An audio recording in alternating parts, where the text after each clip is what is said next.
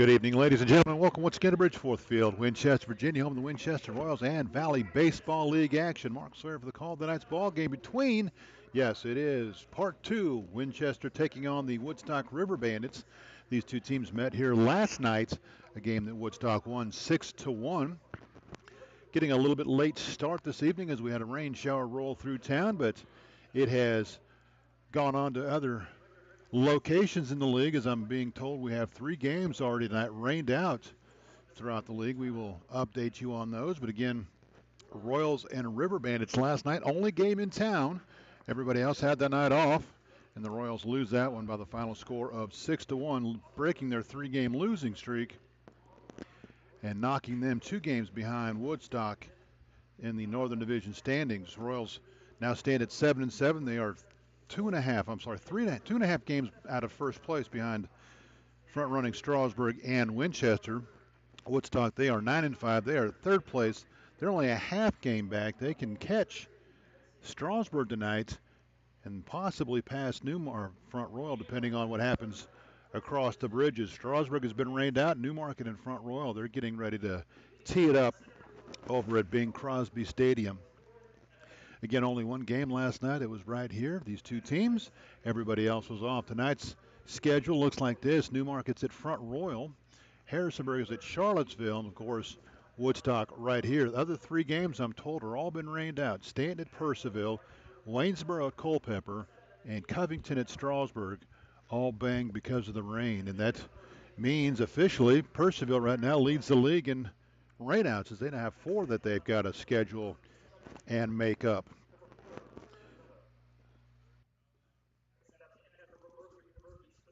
Taking a look at tonight's starting lineups first for the visiting Woodstock River Bandits. Again, 9-5 on the season, and they hold a 1-game lead over the Royals in the season series. As the first time these two teams were scheduled to play was Friday night in Woodstock. That has been rained out and scheduled to be made up this coming Monday in Woodstock. Leading off for the Bandits, the center fielder Jordan Evans from Mississippi College. He'll be followed by Jake Corville, the second baseman from Wingate University. William Tippett's the designated hitter tonight from the University of South Carolina. Cleanup hitter J.T. Androsky, the right fielder from DeSales University. Barrett Eldridge, the first baseman from Rice, bats fifth. Hunter Miller will be in left field from the University of Southern Indiana. Cade Norton's behind the plate. He's from Mercer University. Batting eighth, Diego Villarreal, the third baseman from Cameron. And batting ninth, I'm going to say his name wrong. I apologize right now. Shorab Razi is the shortstop. He is from South Suburban College. On the mound for the River Bandits, he's a good one. Sean Keener comes into the record of 1-0 and an earned run average of 0.64. So the Royals, after getting 1 run on 3 hits, or 1 run on 4 hits last night, they have a difficult task tonight facing them. And the Royals that are going to face Mr. Keener are going to line up like this. Again, the Royals 7-7, fourth in the north, 2.5 out. Leading off, the right fielder Connor Guy from St. John's River State College. Jamie Padilla, the center fielder from Shenandoah, bats second. Todd Abraham, second baseman from Binghamton University, will bat third. Nick Rubendahl, the designated hitter from Shepherd, bats fourth. Dick Avignano, the first baseman from Richard Stockton College of New Jersey, will bat fifth. He's at first. Sean Pokerock, the catcher from Lynchburg, will bat sixth. Eastern Albert, the shortstop from East Stroudsburg University, is batting seventh. Ryan Frontera, the third baseman from Seton Hall, will bat eighth. Batting ninth, Troy Davis, the left fielder from East Stroudsburg. And on the mound for the Royals, Cooper Campbell, right-hander from Virginia Commonwealth, comes into the record of 1-0. We'll step aside momentarily as we honor America with the playing of our national anthem.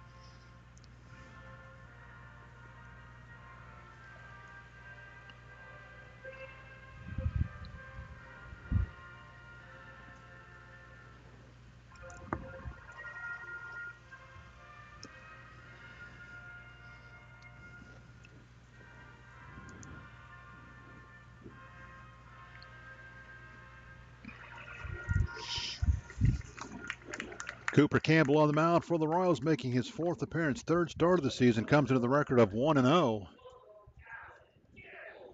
And an earned run average of 3.29.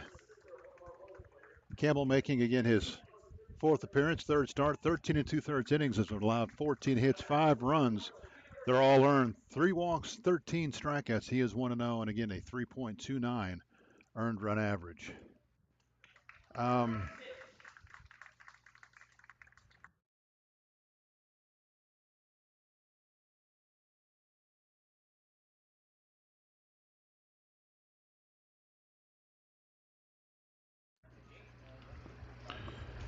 Campbell just now making his way from the bullpen out to the mound, so we have a delay as he warms up. Defensively for the Royals, out in the outfield, left to right, Troy Davis, Jamie Padilla, Connor Guy.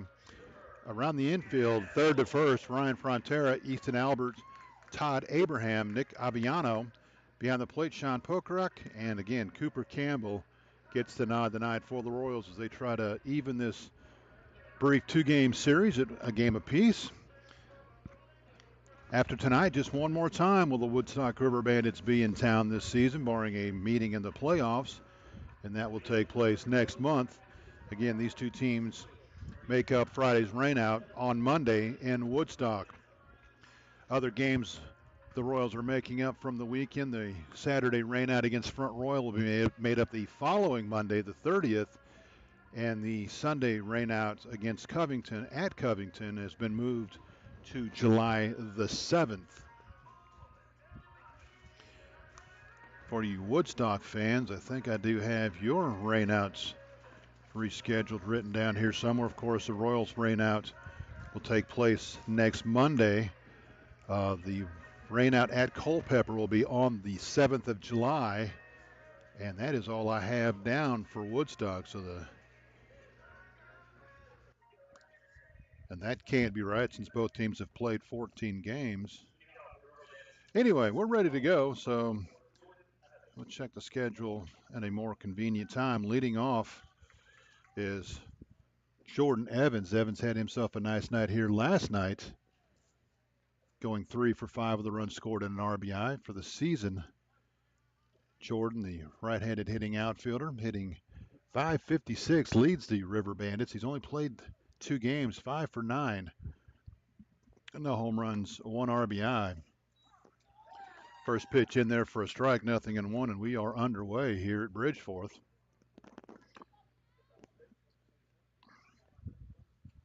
The 0-1 from Campbell will miss outside. Count evens up 1-1. The Bandits won it 6-1 last night. They out-hit the Royals 8-4. Of those 8 hits, 6 of them came from the top 3 guys in the lineup. Fouled out of play, 1 and 2. One of those 3 individuals not in the lineup tonight. Luke Keister, second baseman from Shenandoah, went 2 for 4. He's got the night off. He'll be replaced by Jake Corville, who's playing second, batting second. River Bandits wearing green tops tonight as opposed to the orange they wore last night. Fisted down the first base line. Aviano makes a diving attempt, and it'll kick off the heel of his glove. Good effort, but comes up just short of making the great play in foul territory, so the count holds at 1 and 2. Aviano playing first tonight. He was last night's designated hitter. Parker Fry getting the night off. Campbell shakes the sign, has one now he likes, the 1-2. Lifted toward center field. Padilla will range over into left center, settle under it, and make the catch for the first out here tonight. So that's how the ball game will get started. And again, Jordan Evans led off last night's game, grounding out, but the River Bandits still got a pair of runs when Keister walked. Tippett picked up a hit and a 2-run single by Andorowski. Now hitting second baseman from Wingate, Jake Corville.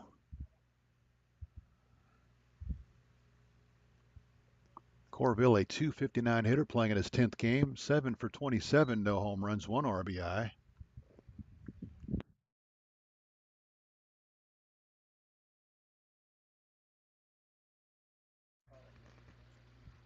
The 1-0. That'll miss inside 2-0.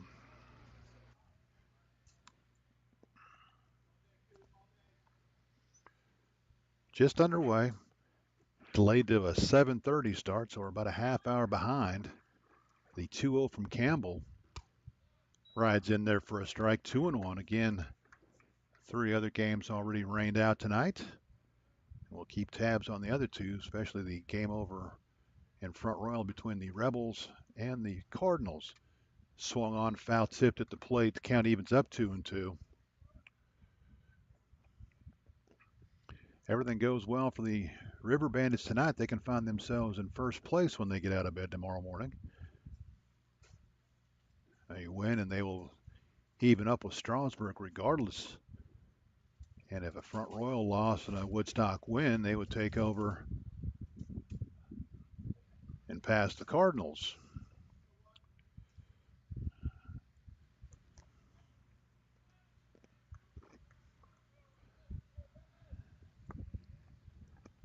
Campbell sets the 2-2.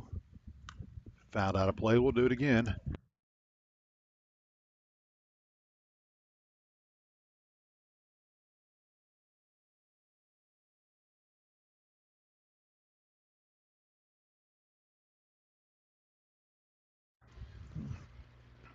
Two balls, 2 strikes, 1 out, just underway. Campbell's 2-2. Strike 3 called on the outside corner. I didn't think he called it. He did. It looked like a pretty good fastball on the outside part of the plate, and the umpire, I think he said something before he moved, and I didn't think he was going to call it, but he did in fact call it, and that'll bring up William Tippett. Tippett 1 for 4 with 2 runs scored last night.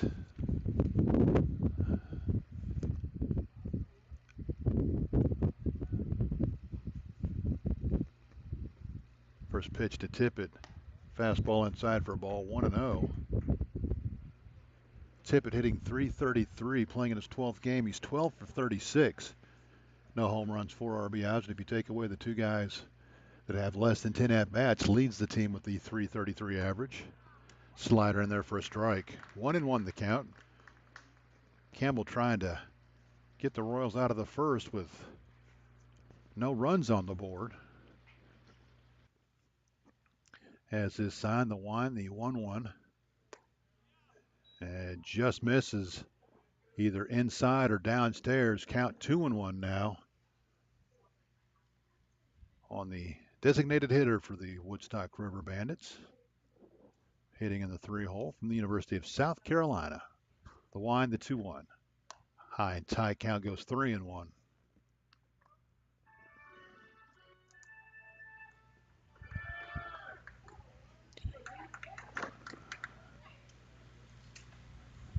Campbell has his sign. He'll wind. The 3-1. Check swing. He didn't matter. His call to strike on the pitch. So the count runs full 3-2.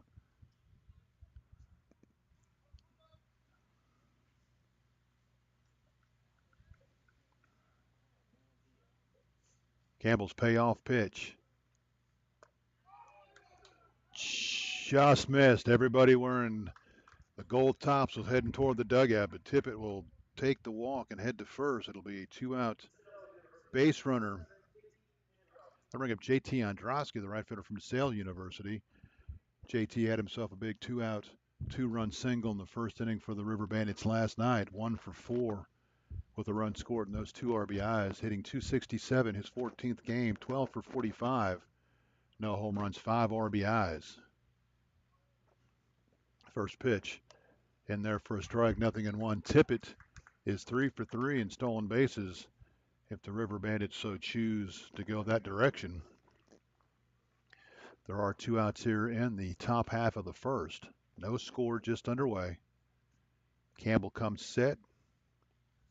The 0-1, Tippett is off. The throw to second is going to be not in time. It'll short hop the bag, and look like Tippett might have come off, but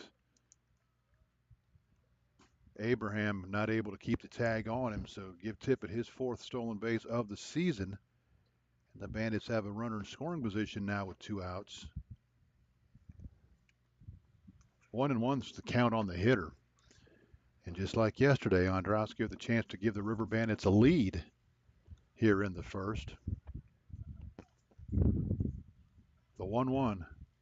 Grinded toward first. Picked up by Aviano. He'll call off the pitcher, run over and tag the bag. Nice play by Nick down the line as he was able to take a hit away from Androsky and get the Royals out of the inning. Score at 3 unassisted for the Bandits here in the first. No runs, no runs, no hits. No errors. They'll leave a runner on. Your score after a half an inning. Woodstock 0. Winchester coming to bat. You're listening to the Winchester Royals. Valley Baseball League action.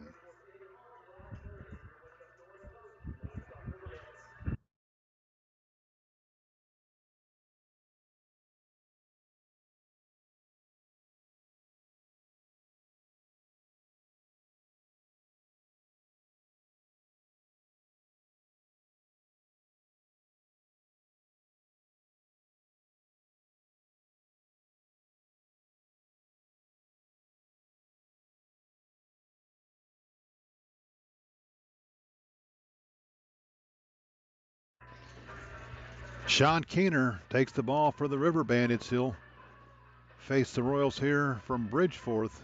Keener, the right-hander from Virginia Wesleyan College, making his fourth start, fourth appearance. He's worked 14 innings, allowed 9 hits, 1 run. It's earned.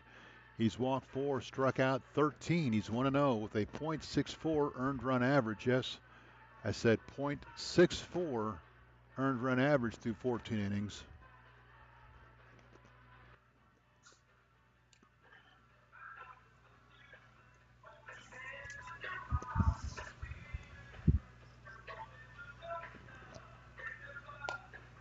This Royals offense has been hit or miss. They'll have nights where they have big offensive numbers and then nights like last night where they get shut down on 4 hits, scoring just the 1 run.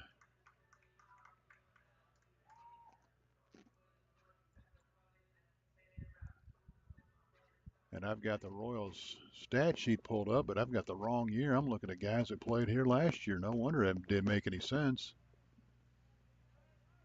Leading off for the Royals, Connor Guy, the right fielder from St. John's River State College.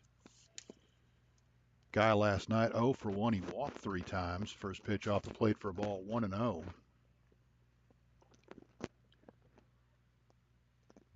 The 1-0.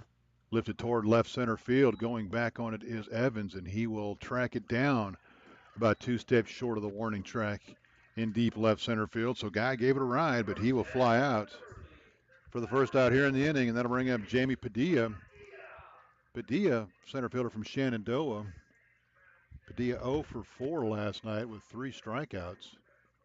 Padilla on the season a .333 hitter, his 15th game, 20 for 60. No home runs, 8 RBIs. As he tries to get the Royals going with 1 out here in the first.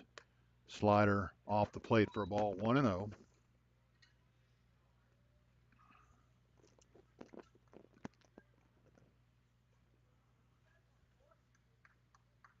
Keener's 1-0. Downstairs for a ball, 2-0. Keener just 3 walks through 14 innings so far in this young season.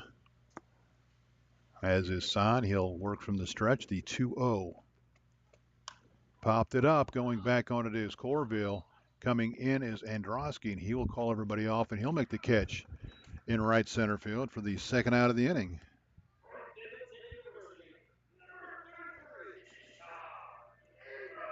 That'll bring up Abraham. Abraham, the second baseman from Binghamton University. Todd last night was 0 for 2 with a couple of walks. Abraham on the season, a .241 hitter, his 11th game, 7 for 29. 1 home run, 8 RBIs. Another right-handed hitter in the Royals lineup. First pitch from Keener. Downstairs for a ball, 1-0.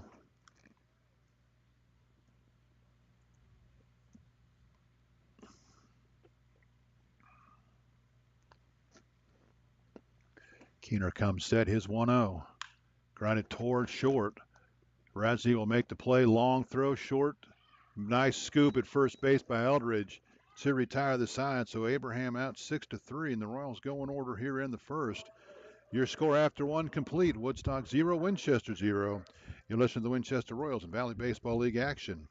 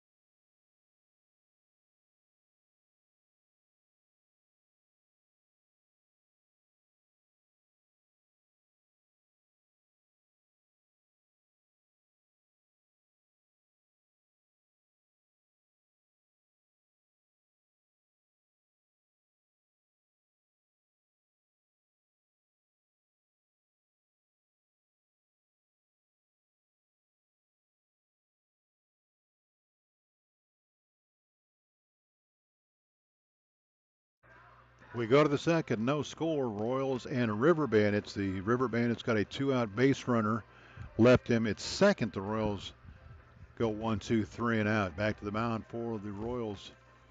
Cooper Campbell, he'll face 5, 6, 7, Eldridge, Miller, and Norton here in the Woodstock second. Eldridge 0 for 2, I'm sorry, 0 for 4 last night. He did have 2 RBIs and scored a run.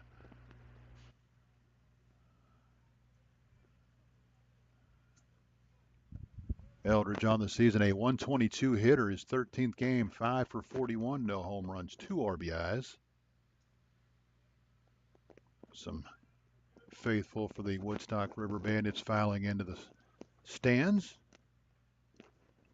Crowd still rolling in after that brief rainstorm we had around 7 o'clock. Popped it up. Frontera will give it a look. Poker up, come over and take a look, but it's going to fall out of play. Nothing in 1 the count on Eldridge, first baseman from the Rice University, rather.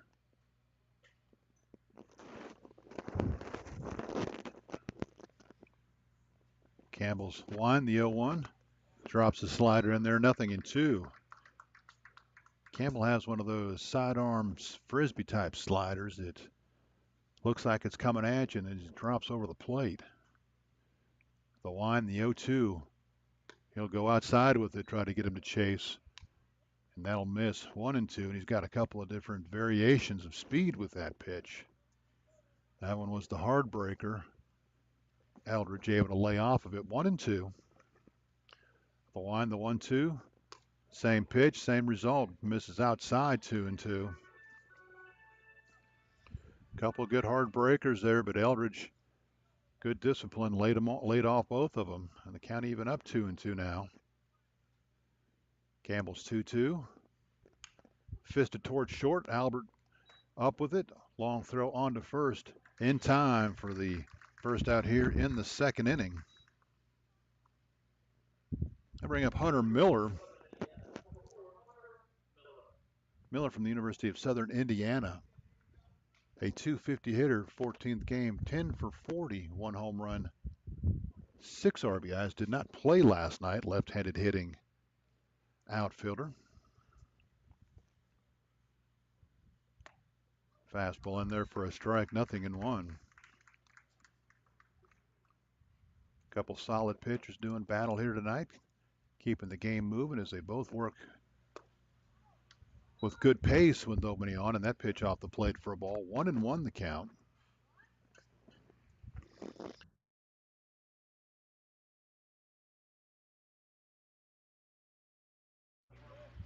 The 1-1.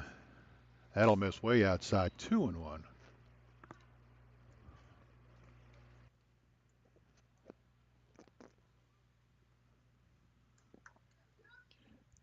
Campbell toes the rubber, has his sign, the 2-1.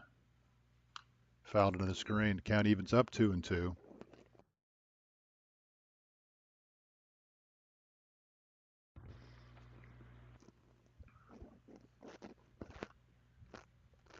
Campbell has his sign, the 2-2. That'll miss outside. Count runs full, 3 and 2.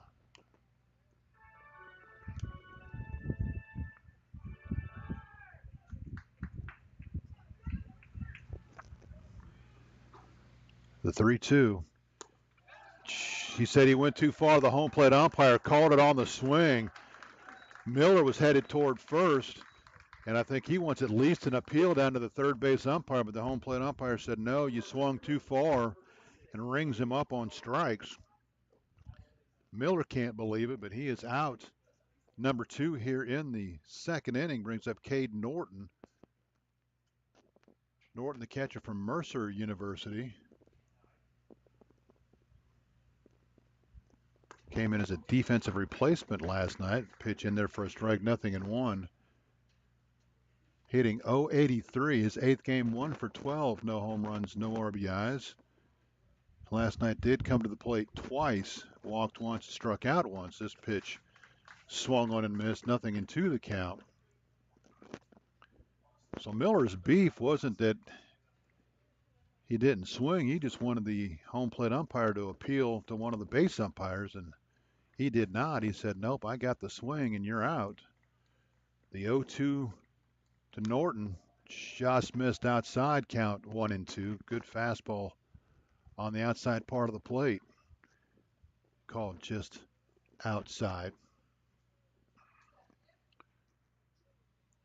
Campbell winds the 1-2. That'll miss downstairs. Count evens up 2-2. I think that's the pitch right there that Miller just struck out on. The 2-2. Swung on and missed. Norton down on strikes. Campbell strikes out the last 2 of the inning, 3rd for the game. Nothing doing for Woodstock here in the second. We go to the bottom of the second. It's Woodstock 0, Winchester 0. You listen to the Winchester Royals.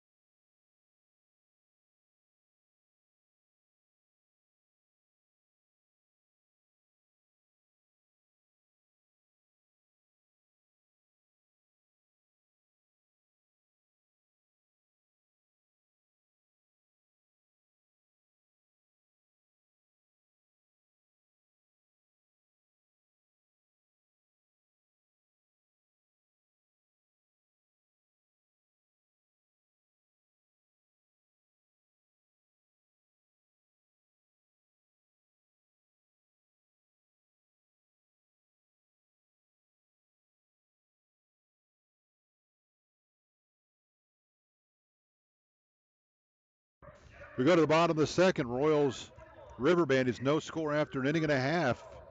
4-5-6 to hit for Winchester here in the second. Nick Rubendial will lead it off.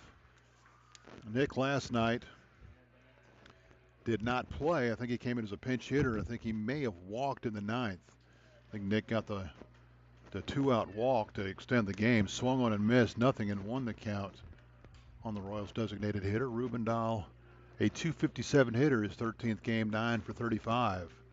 No home runs, 7 RBIs. Royals looking for their first base runner of the ball game. The 0-1 to Rubendial will miss inside. Count evens up at a ball and a strike.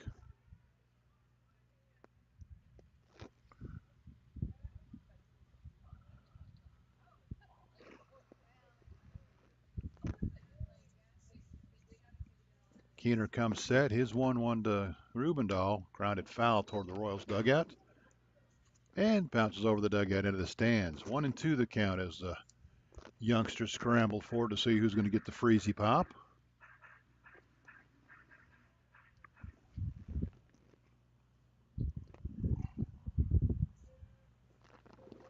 The 1-2 popped it up. That'll be fouled and out of play.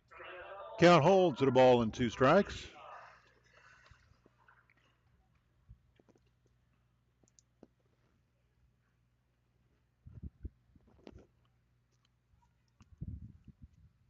Ball and 2 strikes to the Royals leadoff hitter here in the second, Nick Rubendial. This one lifted toward center field. Should be as easy as Evans will take a couple steps back.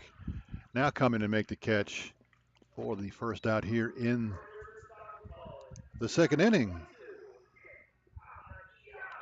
I'll bring up Nick Avignano, the first baseman from Richard Stockton. Let me look at this, make sure I say it right. Richard Stockton College of New Jersey. Avignano, a .257 hitter, his 11th game, 9 for 35. 2 home runs, 5 RBIs. First pitch in there for a strike. 0-1. Nick last night, 1 for 3. He had one of the 4 hits for the Royals. Got a leadoff single in the 9th, but was stranded on base as the Royals ended up losing. Ground ball to short, up with it. and on to first in time. Nice play by the Woodstock shortstop, and Keener has retired the first 5 he's faced. I bring up Sean Pokerock. Pokerock, a 333 hitter, just his second game for the Royals. 1 for 3, no home runs, no RBIs. Did not play last night as he stands in with 2 outs and nobody on for the Royals here in the second. First pitch downstairs for a ball, 1-0.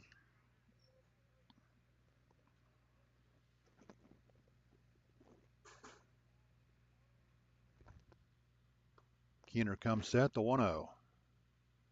That's downstairs for a ball, 2-0. They're going to ask for an appeal, and the umpire's going to say no down the line.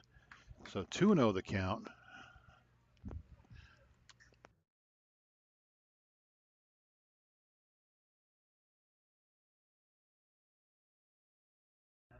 Grounded foul toward the Royals dugout, 2-1.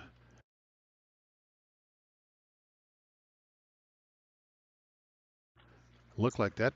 I'm not sure what happened to Norton. That ball was fouled off toward the Royals dugout, and he's rubbing his elbow on his glove side like maybe he got hit with the backswing. I'm not sure what happened, but he came out and was rubbing his elbow. Appears to be okay, and we'll go to work here, 2-1.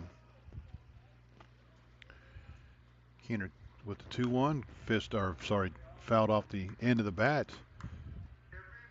It'll hit the backstop and roll back onto the field, so one of the River Bandits coaches will run out and retrieve it. 2-2 the count. 2 outs here in the second. Royals still looking for a base runner. Keener comes set, the 2-2. Lifted towards center field, should be in. Now coming in is Evans, and going back is Corville, and Corville will make the catch in shallow center field. Evans broke back on it, and I'm not sure if he was going to be able to get back in time to make the catch, but Corville puts it away for the third out here in the second, and for the second inning in a row, the Royals will go in order, nothing doing. Your score after 2, Woodstock 0, Winchester 0. You're listening to the Winchester Royals of Valley Baseball League action.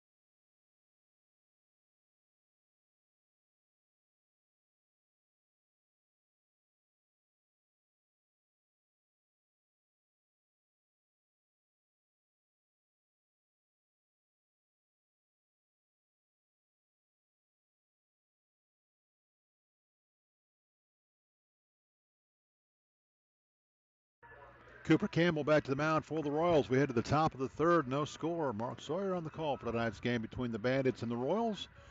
Got a couple of good ones on the mound tonight as one base runner through 2 innings combined for these two teams. Campbell has retired 6 of the 7 he has faced, and Keener's retired all 6 that he has faced. As we go to the third, 8-9-1 to hit for the River Bandits here in the third. 2 other games are underway. Charlottesville leads Harrisonburg 3-1 there in the early stages, and Newmarket Front Royal no score.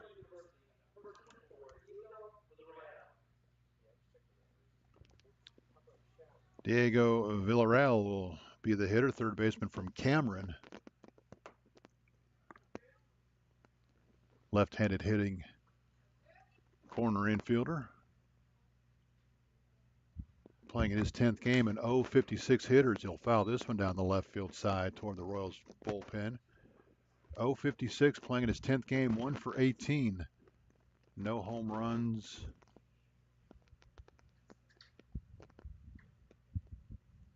Looks like 2 RBIs, possibly. Make sure I got the right column there. 2 RBIs for the young man. Fastball in there for a strike. Nothing in 2.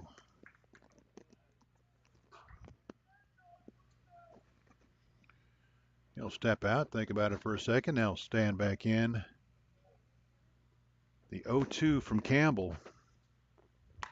Off the plate for a ball, 1-2.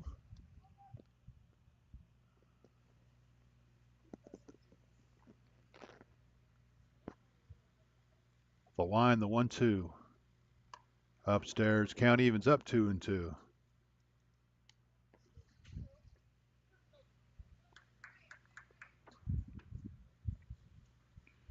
Campbell shakes off a pitch, his 2-2.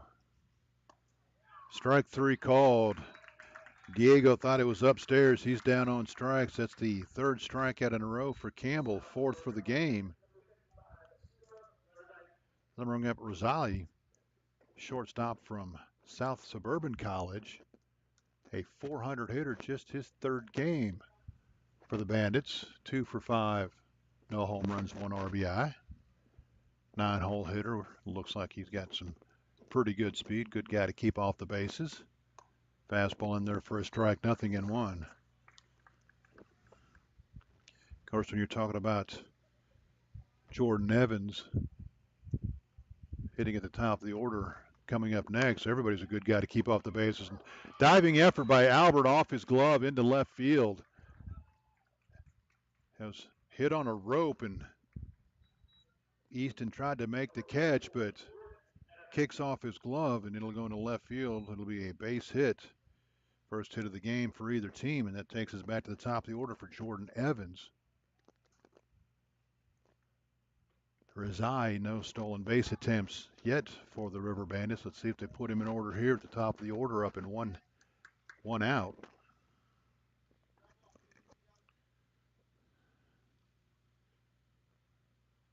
First pitch to Evans. In there for a strike, 0-1. Evans 0 for 1. He flew to center field his first time up.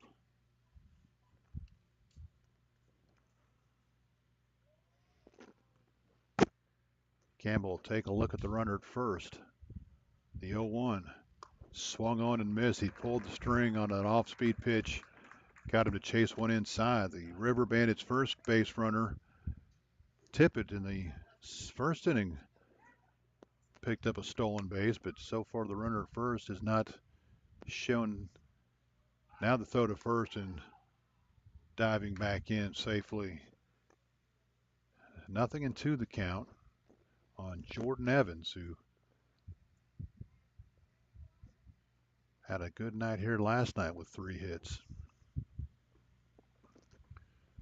The 0-2. Swung on and missed. That was off the plate, but Evans chased it. There's the benefit of getting ahead in the count, making him chase a pitch that you want him to. 2 outs here in the inning, and that's 5 strikeouts for Campbell, 2 this inning, 2 last inning.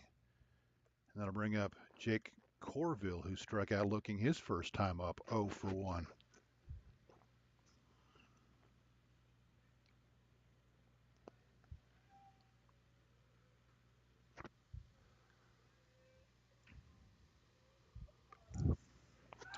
Throw to first, got him, picked him off at first base. They had him leaning, and Campbell spins and throws, and Rizal picked off at first. 1-3 if you're scoring for the Bandits here in the inning. No runs on 1 hit. There were no errors. Nobody left. Your score after 2.5 remains Woodstock 0, Winchester 0. Royals coming to bat in the bottom of the 3rd. You're listening to the Winchester Royals in Valley Baseball League action.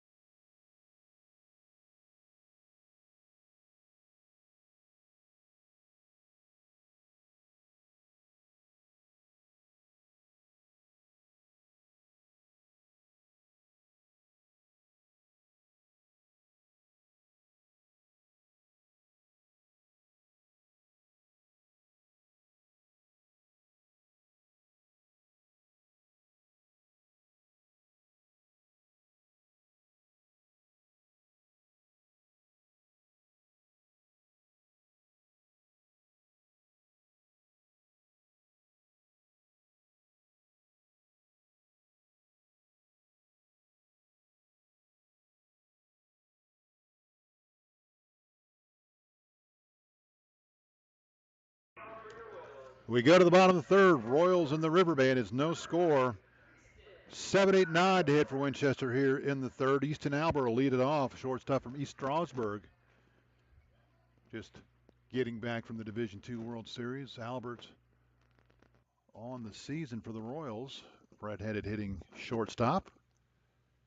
First pitch downstairs and will go all the way to the backstop. Playing in his 7th game, a .238 hitter, 5 for 21, no home runs, 1 RBI.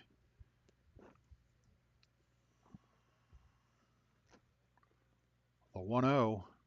That'll miss high and tight, and Easton has to duck out of the way to keep from getting hit by that one. 2-0 the count on the Royals shortstop. Last night, Easton picked up one of the Royals' hits. That fastball in there for a strike. 1-2 Albert. 1 for 4 last night. 2 balls and a strike to the Royals. Leadoff hitter here in the third. That'll miss high and go all the way to the backstop. 3-1 the count.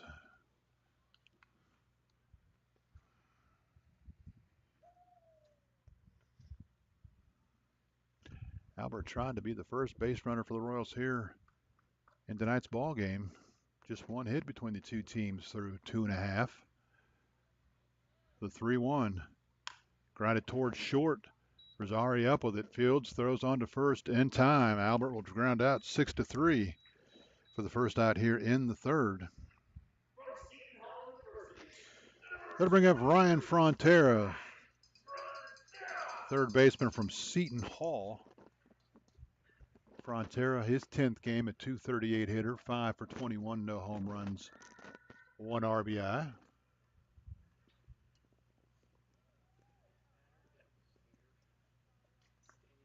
First pitch will miss outside for a ball, 1-0.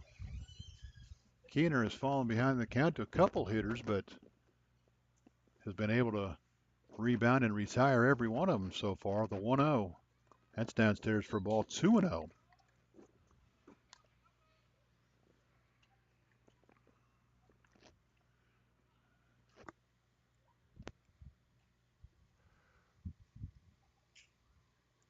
Keener's 2-0. That'll catch the corner, 2-1.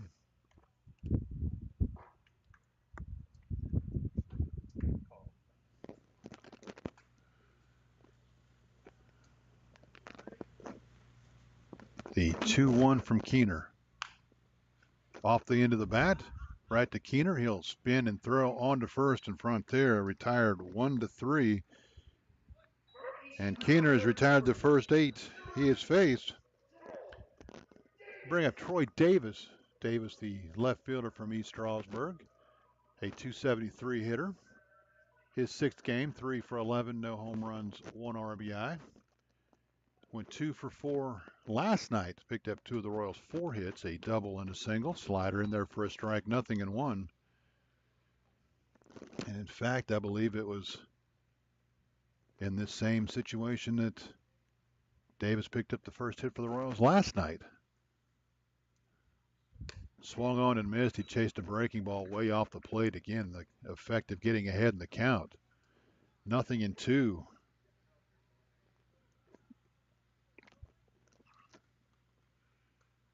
Keener will come set, the 0-2.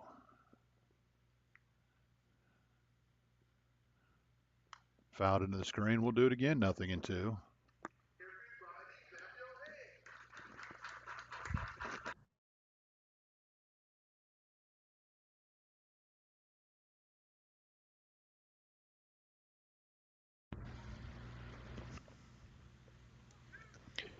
Keener sets the 0-2. Swung on and missed. He chased another one off the plate. Davis down on strikes. Keener's retired the first 9 he has faced. We go to the 4th. No score. Winchester and Woodstock. You're listening to the Winchester Royals and Valley Baseball League action.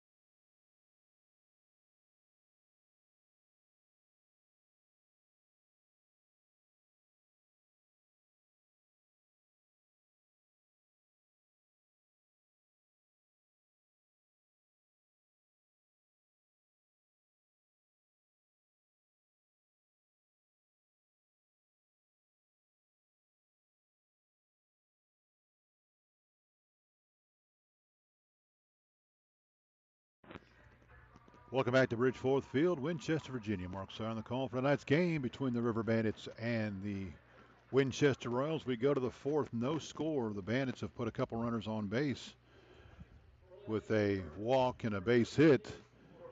Walk was stranded. The base hit was picked off at first. We'll see 2, 3, 4 to hit for the Royals, or the River Bandits rather, here in the fourth.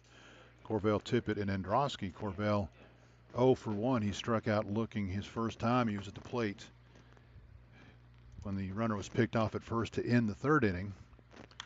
Popped up, first pitch.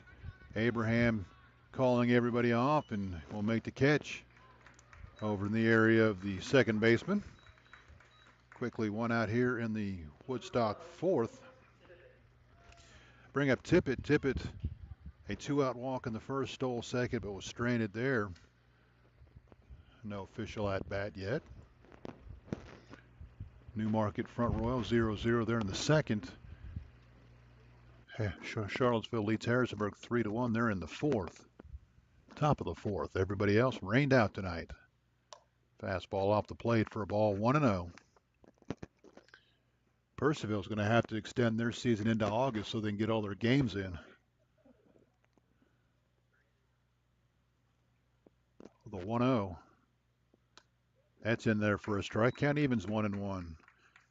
By my count, there's 4 games they still have to get rescheduled, and that doesn't count the ones that they have already rescheduled, which counts this coming Monday. They have a game against Covington that they rescheduled. The 1-1 swung on and missed, 1-2.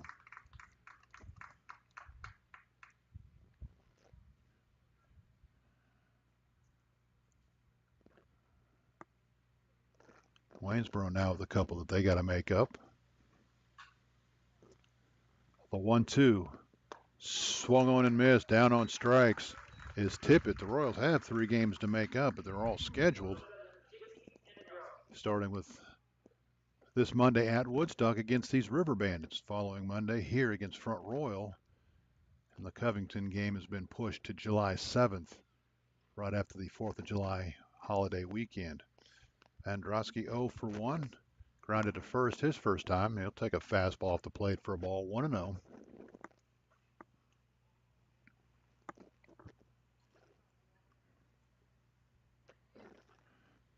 The line, the 1-0. That'll miss downstairs, 2-0.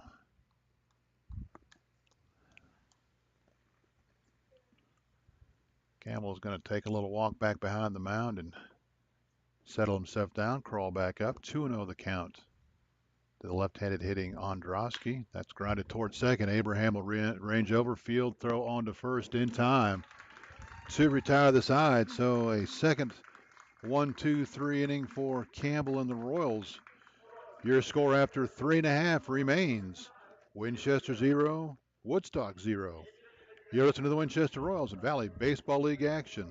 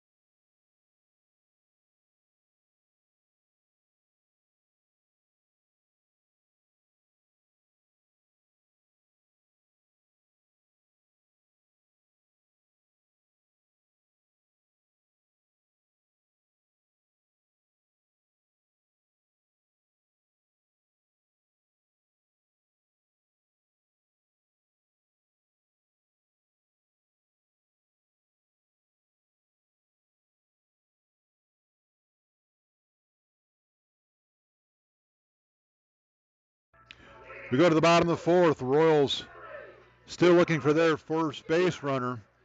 9 up, 9 down for Sean Keener so far tonight. He'll face Connor Guy.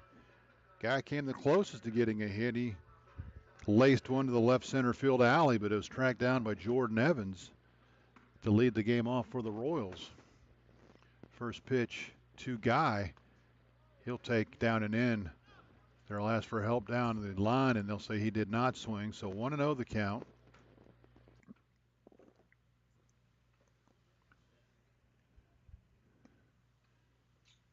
The 1-0. That'll miss outside 2-0. He's gone 2-0 on a couple hitters. He's even gotten to 3 balls on at least one hitter that comes to mind, but has come back and gotten every one of them out so far. The 2-0, that's downstairs 3-0, and I believe this is the first time he's gone 3-0 on a hitter. And like a good pitcher will, you go 3-0, you ask for a new baseball. I know many a times I've done that. Not recently. The 3-0. That'll miss down and in, and the Royals have a base runner. So Guy leads off the fourth with a 4-pitch walk. Let's see if the Royals put him in motion. Guy on the season, 9 for 9 in stolen base attempts. He picked up one here last night, and a stolen base here will give the Royals a runner in scoring position with nobody out. Padilla's up. He flew to right his first time. He's 0 for 1. He'll take a pitch high and away. And Keener, after retiring the first 9 he faced, has thrown 5 in a row out of the zone here to start the fourth.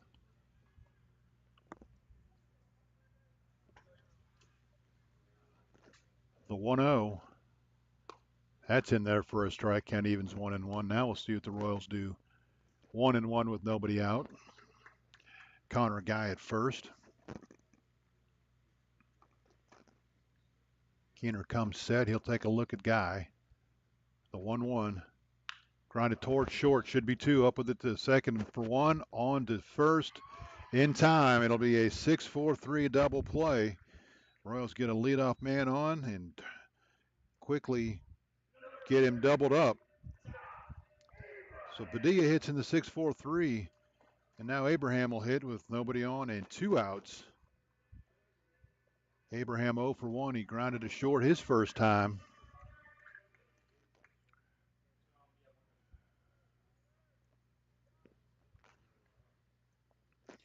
First pitch to Abraham. Downstairs for a ball. And what else could you possibly ask for if you're the pitcher? Walk a guy on 4 pitches, get behind the count to Padilla, and he grounds one right to your shortstop for 2 outs. The 1-0 to Abraham in there for a strike. Count evens up 1-1.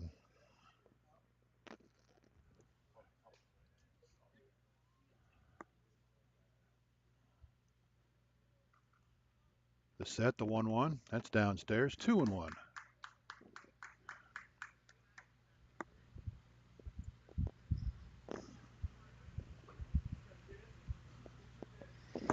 Not near as big a crowd as was here last night. Rain probably had something to do with that. The 2-1 to Abraham. Grounded up the middle into center field for a base hit. The Royals have their first hit of the game, and boy, if you could have got Connor Guy into scoring position, how much different would that have meant?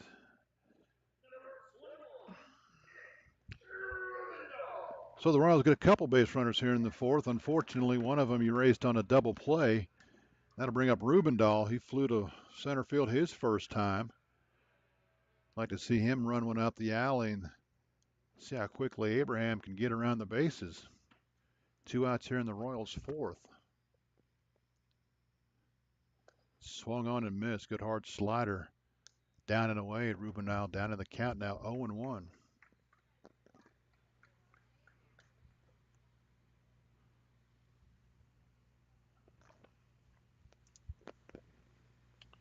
Keener will take a look at first. The 0-1. Hammered deep to left. If it's fair, it's trouble. Taking a look, and it is a foul ball. Rubendahl hammered it.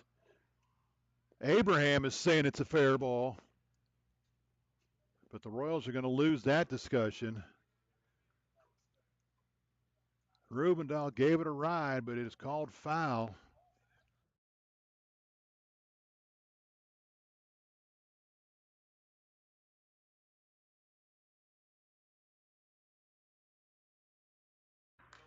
0-2 the count on Rubendahl as that ball was hammered. Abraham had his worst look at it than I did. He's over at first base, but he thought it was fair. 0-2.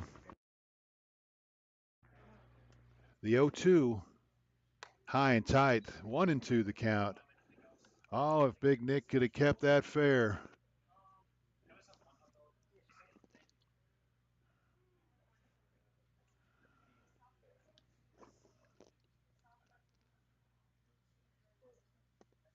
Keener will take a look at the runner at first. The 1-2.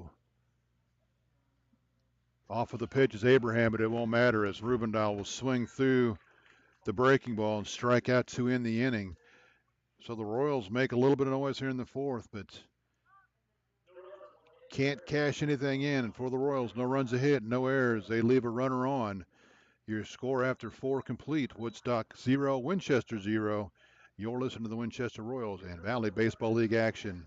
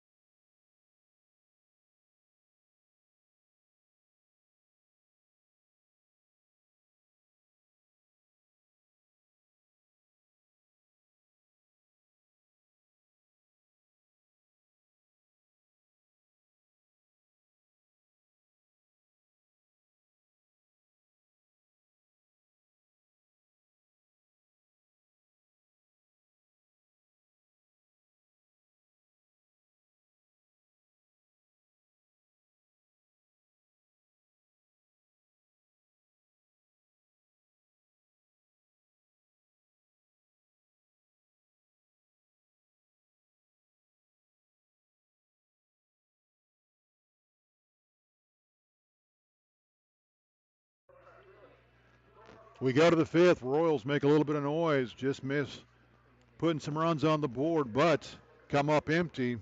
Cooper Campbell back to the mound for Winchester. He will face 5, 6, 7 for the River Bandits here in the fifth. Miller, Norton, and Villarreal. I'm sorry.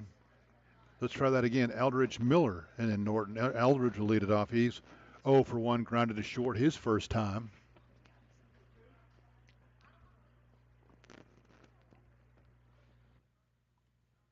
It's a good one between Campbell and Keener. First pitch in there for a strike, 0-1. No runs on a hit for both teams through 4.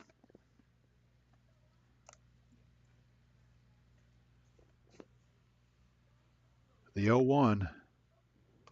That's in there for a strike, 0-2. And Eldridge didn't say anything, but it didn't look like he thought much of the call.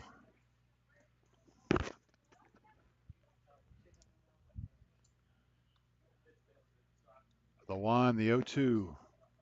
Foul tipped at the plate. And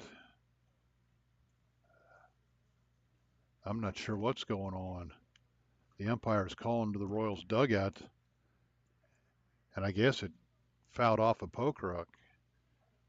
I guess that's what the umpire was saying, that they need to check him and make sure he's okay, but he appears to be okay.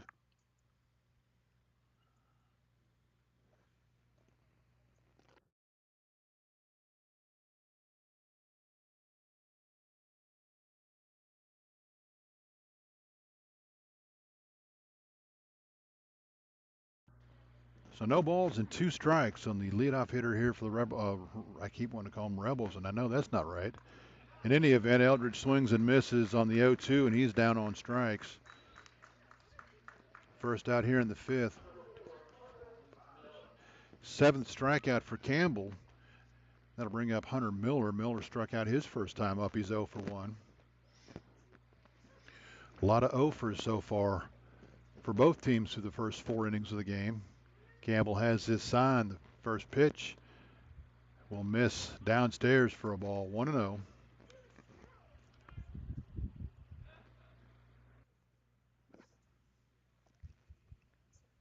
Campbell's 1-0. Fouled out of play. They'll Land in the Royals bullpen, even in the count 1-1.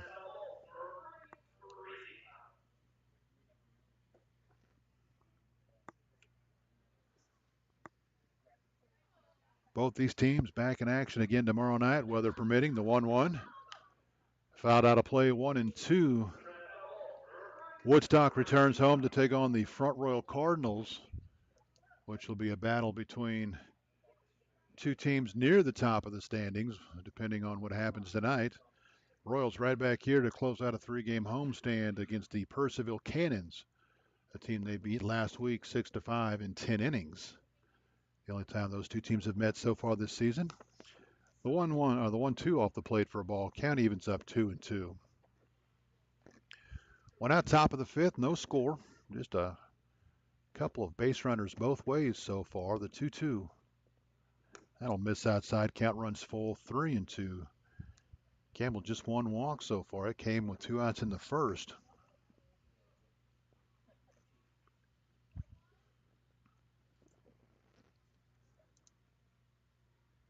The 3-2. Line down the right field line. It's into the corner for a base hit.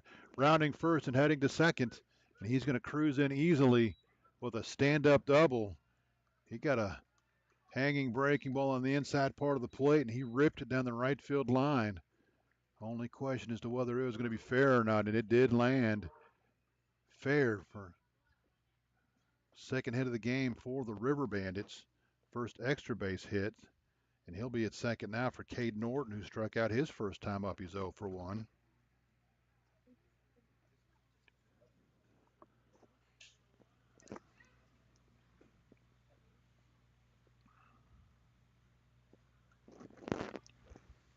River Bandits with a chance to break through here. Runner in scoring position with 1 out. First pitch to Norton will miss inside, 1-0.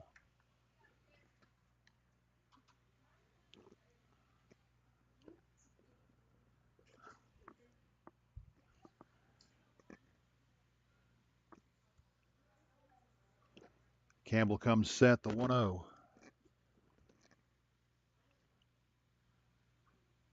Line towards short, right at Albert. He'll make the catch. Good base running by Miller as he will immediately retreat to the bag. No chance for the double play there. Norton hit it hard, but right to the Royals shortstop. 2 outs now. And Campbell going to try to leave that 1-out double at second base for Diego Villarreal. Left-handed hitting third baseman. Struck out looking his first time up, 0 for 1. Fastball catch the outside corner, 0-1.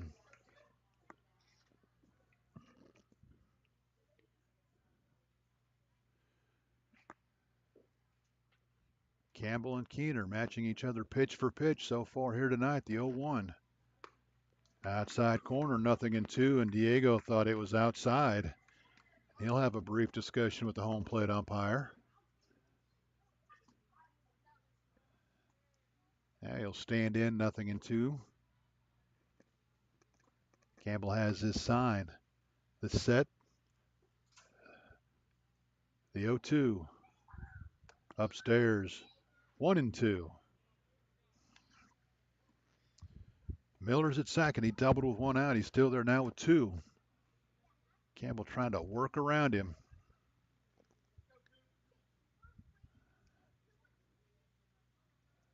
Campbell comes set, the 1-2. Just missed outside. Count evens up 2-2. The home plate umpire, you got to kind of wait because I think he calls it before he signals, and you got to wait for that signal. And did not come out of the crouch with the hand up that time, the 2-2. That'll miss outside. Count runs full, 3-2.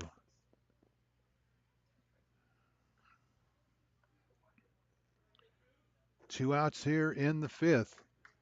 River Bandits trying to break on top.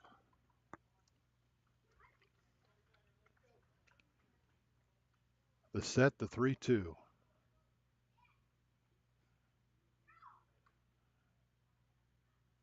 That'll miss high and tight. Ball 4, second walk of the game for Campbell.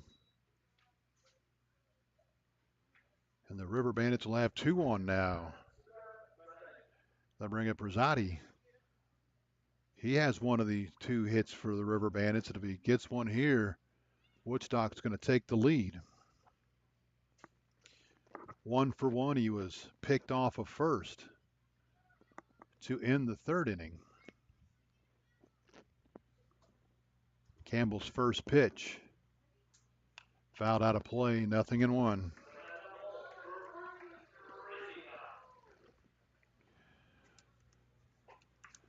After the rain decided to move on down the road, it's a beautiful night here at Bridgeforth. Nice and cool. It's not that 90-degree sticky crap you deal with in the middle of the summer.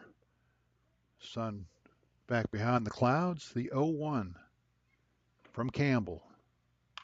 Grounded sharply to first. Avignano will throw the glove down and make the play.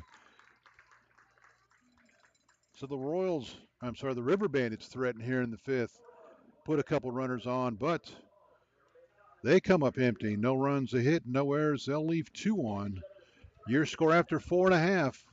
We're halfway home. It's Winchester 0, Woodstock 0. You listen to the Winchester Royals in Valley Baseball League action.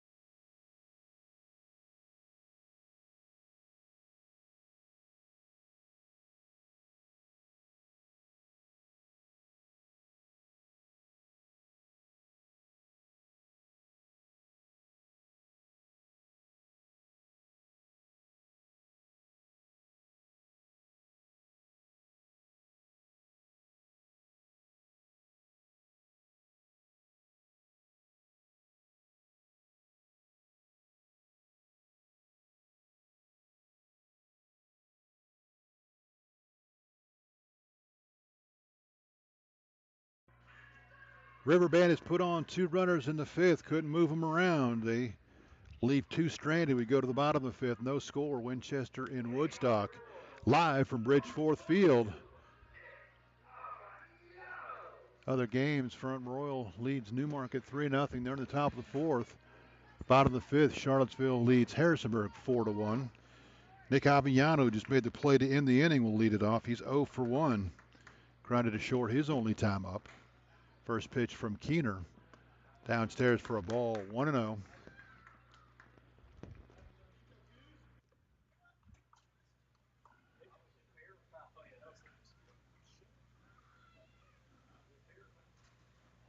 The 1-0.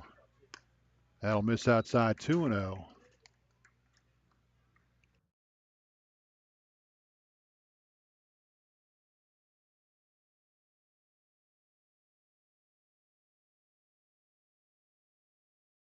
Pitch misses down and away. 3-0 the count now. Keener's walked just 1 in the game. That was last inning to lead off the inning, but that was quickly erased on a double play ball. The 3-0 to Avignano. Downstairs, ball 4 for the 2nd inning in a row. Keener has issued a leadoff 4-pitch walk. Let him bring up Sean Pokerak. He popped the second baseman his first time up. He's 0 for 1. Just the 3rd baseman of the game for the Royals. 2 of them came last inning. See if Pokerak can get something going here. First pitch. That'll miss down and away. And again, just like he did last inning, misses with the first 5 pitches he throws here in the 5th.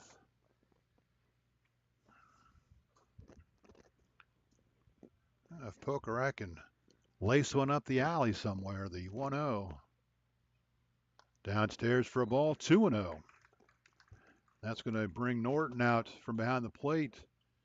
And Eldridge from first base are going to go in and have a chat with their pitcher and see if they can't get him back in the zone here. Keener retired the first 9 he faced. 4-pitch walk to start the 4th, and he got a double play ball. before a single and a strikeout ended the fourth. Quick conversation between the three. Everybody back to their spots, and we're ready to go with nobody out here in the bottom of the fifth. Runner at first for Sean Pokerak. The 2-0. That'll catch the outside corner, 2-1. That's a borderline fastball that I'm not sure. I'm sure he's earned it throughout the game, but if that got to plate, it got the black. 2-1 the count now to Pokerak. Grounded toward the hole, and that's going to get into left field for a base hit. With the infielders playing up the middle for the double play, that snuck between third and short into left. Second hit for the Royals. That'll bring up Easton Albert. Let's see what the Royals do with Albert and runners on first and second with nobody out. See if they ask him to bunt him over.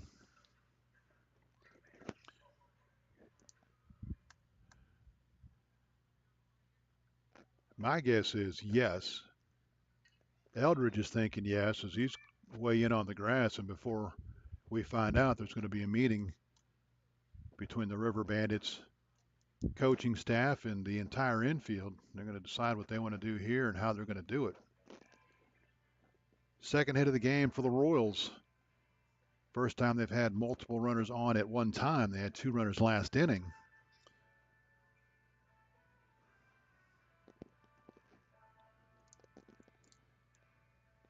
If I were a betting man, I'm betting Easton Albert is going to be asked to bunt here to put runners on second and third with 1 out and see if they can't drive in some runs. Home plate umpire's seen enough. He's going to go out and break up the powwow. And we will find out momentarily what Albert and the Royals are going to do. Avellano's at second. He walked to lead off the inning. Pokerak, a base hit to left, is at first. 2 on, nobody out for Easton Albert. He's 0 for 1. He grounded to short his first time. Eldridge at first is convinced he's bunting. He's coming in hard, and he is squaring. First pitch. Dropped it down. A great bunt by Albert. The throw to third is going to be in time. They called him out at third. Avellano looks like he is hurt. The Royals are not questioning it. It sure was bang, bang at third. I don't know if Avellano didn't get a good jump. It was a nice bunt. But the River Bandits got what they wanted. So Avellano out 5-6, covering the bag. And now Pokerak's at second and Albert's at first for Frontera, who grounded back to the pitcher his first time up. Slider in there for a strike, 0-2. And I wasn't sure Rosario was going to get there in time to cover the bag, as it was bang, bang at third. And that throw could have very easily gotten away because he threw it to the bag and he wasn't quite there yet. The 0-1 grounded toward the hole and got to get in the right field for a base hit. They're sending the runner. They're going to hold him up now. Originally they were sending him, but they thought better of it, held him up at third. So a seeing eye ground ball off the bat of Frontera into right field for a base hit. The Royals have him loaded now with 1 out for Troy Davis. Davis, a couple of hits last night. Davis with just 1 RBI on the season, a chance to add to that number here with 1 out and the bases juiced. And chance to hang a couple earned runs on Sean Keener. Fastball in there for a strike. 0-1.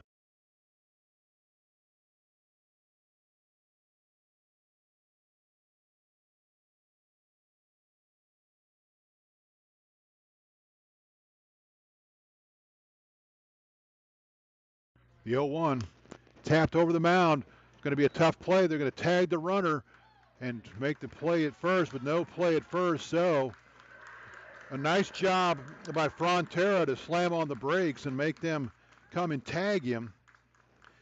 So Frontera out 4 unassisted. give Davis a fielder's choice and an RBI. Pokerock will score. Albert now at third. And the Royals lead at 1-0. They had to scratch across the run, but lo and behold, they got him one. And now Connor got the chance to drive in a couple more to see if the Royals send Davis from first with 2 outs. First pitch to Guy. He is going. Throw down to second is going to be not in time. And he came off the bag and they tagged him out. Davis was safe, but slid past the bag, and he is tagged out to end the inning. So score at 2-4 to end the inning. For the Royals, a run on 2 hits. There were no errors. And they leave a runner on at third. Your score after 5 complete. Winchester 1, Woodstock 0. You're listening to the Winchester Royals in Valley Baseball League action.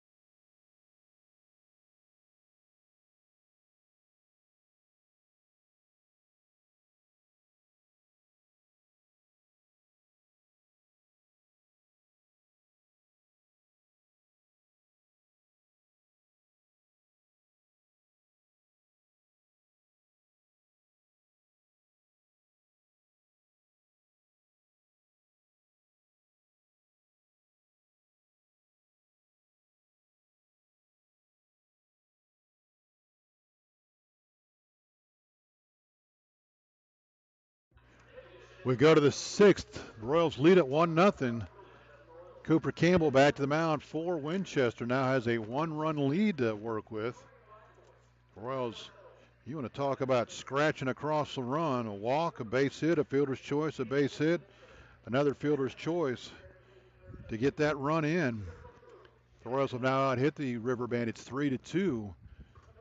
Back to the top of the order for Woodstock. To start off the 6th, Evans, Corvell, and Tippett. Jordan Evans, after a 3-hit night last night, 0 for 2 here so far tonight.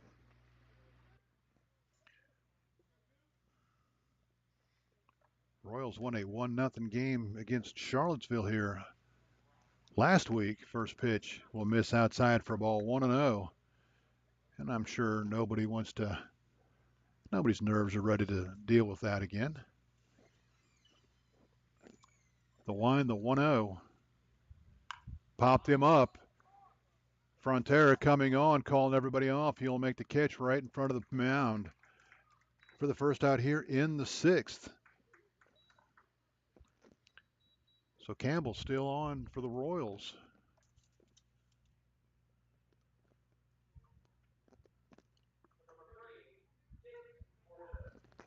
I'll bring up Corville. Corville 0 for 2. He's struck out and popped to second.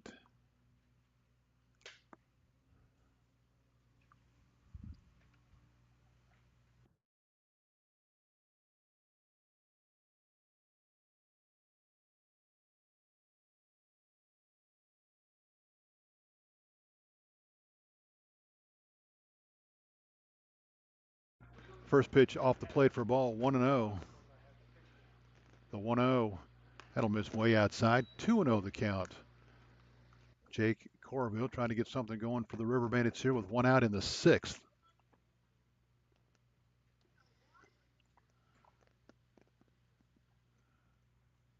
The 2-0, that'll miss inside. 3-0. And those a leadoff walk that got the Royals going and able to pick up their run in the 5th. Their first run in the 5th. The 3-0 in there for a strike, 3-1.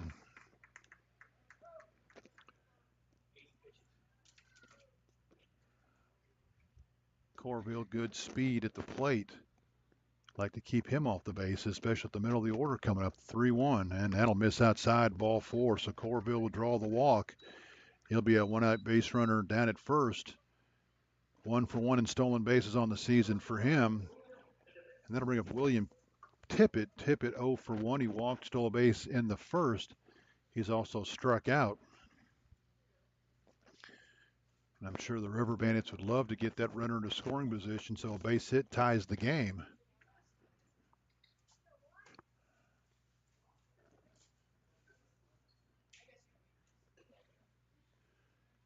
First pitch to Tippett. That's way outside for a ball, 1-0, and maybe Campbell starting to run out of gas a little bit as he walked the hitter with 1 out. I'm sure the Royals would love to get him through 6 and go from there, but right now, big hitter at the plate, William Tippett, with 1 out and a runner on.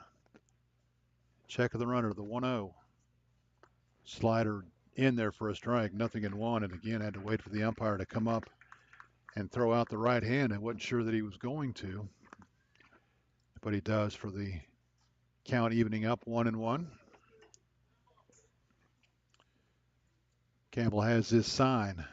Takes a look at the runner at first.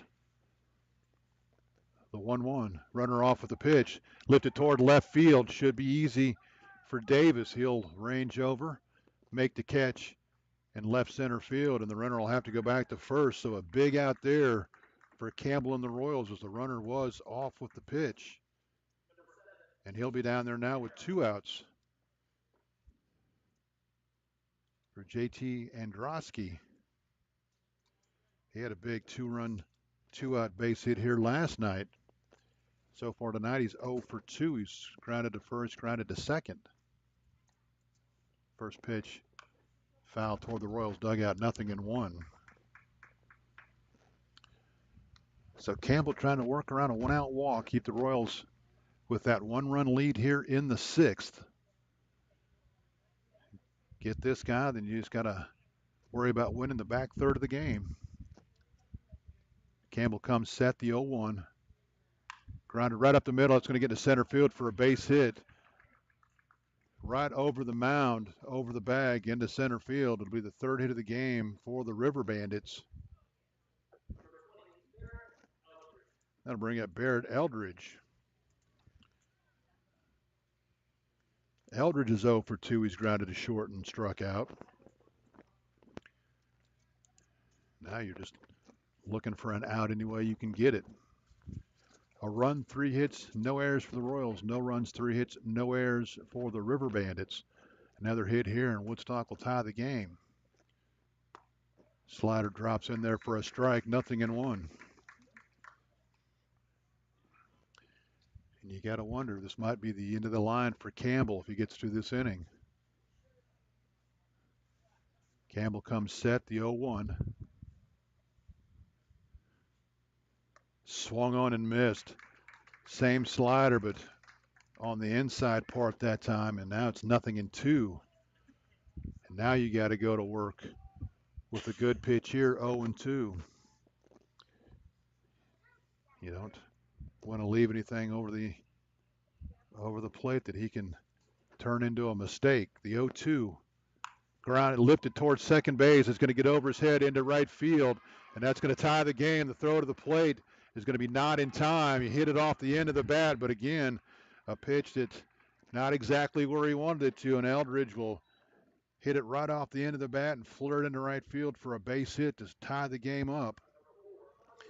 Corville scores from second. Androsky goes to third, and now the River Bandits with a chance to take the lead. And that might be the end of the line for Cooper Campbell.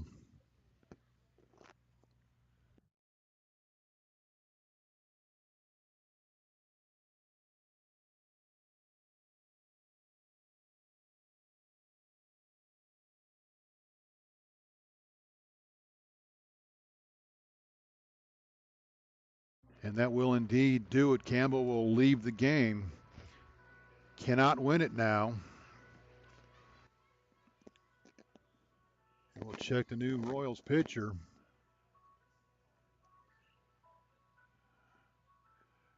Big boy with the green glove coming on to Try to shut the River Bandits down here in the 6th.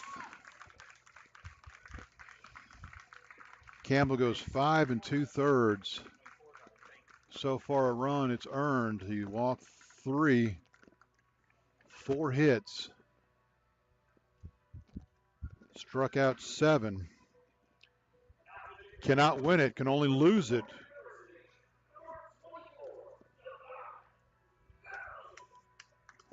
And the new Royals pitcher, Divine Valley from Shorter University, will take over.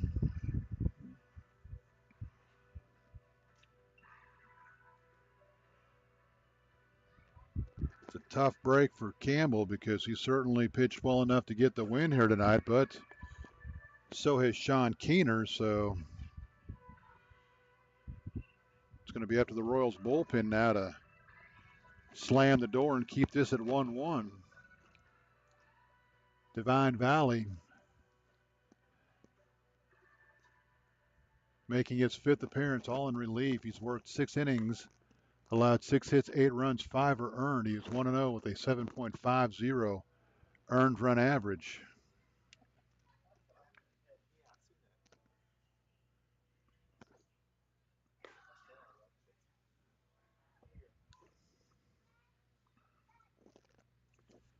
As Valley finishes up his warm-up tosses.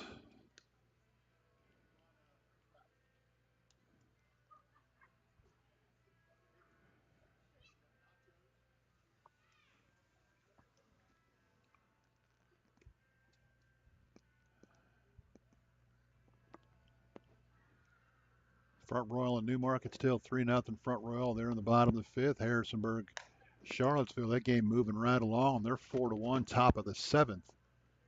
And of course, we are 1-1 here, top of the 6th, as Val try to keep that intact. Androsky at 3rd, Eldridge at 1st. They both singled. The 1-out walk has come in to score and has tied the game up. And now Val trying to slam the door and keep it 1-1. First pitch in there for a strike, 0-1. Hunter Miller, he's 1 for 2. He doubled down the right field line his last time up.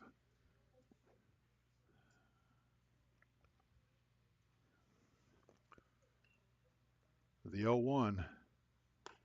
In there for a strike, 0-2. A couple of good fastballs to get ahead in the count. See where he goes 0-2. To try to end the Woodstock 6th inning rally.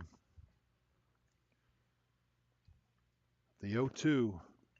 Runner off from first. Pitch will miss upstairs, and the River Bandits will have a pair of runners in scoring position now, where a base hit will make it 3-1. Eldridge still second, and he's there now with 2 outs. Val comes set. The 1-2. Grounded towards short. Albert up with it, sets his feet, fires onto first in time to end the inning. So Al comes on, does the job, gets the ground ball to get out of the inning for the River Bandits. There was a run. They had 2 hits, no Royals errors. They'll leave 2 more on. Your score now after 5.5. Woodstock 1, Winchester 1. You're listening to the Winchester Royals and Valley Baseball League action.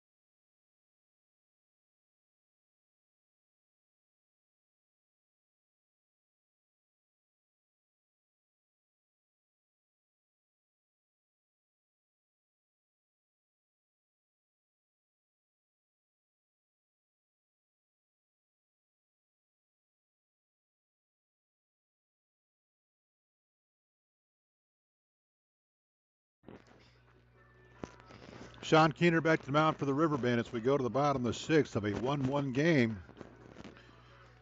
Connor Guy will be at the plate. He was at the plate when Davis got thrown out stealing, or more correctly, got tagged out sliding past the bag as he had the bag stolen. First pitch to Guy, grounded on the first base line, but foul. Guy 0 for 1. He's flown to center field and walked. He walked 3 times last night.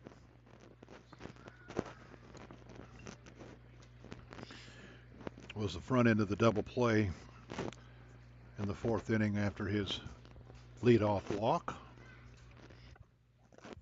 0-1 the count on the Royals right fielder Connor Guy. He tries to get the Royals going again here in the 6th. The 0-1 downstairs for a ball. 1-0.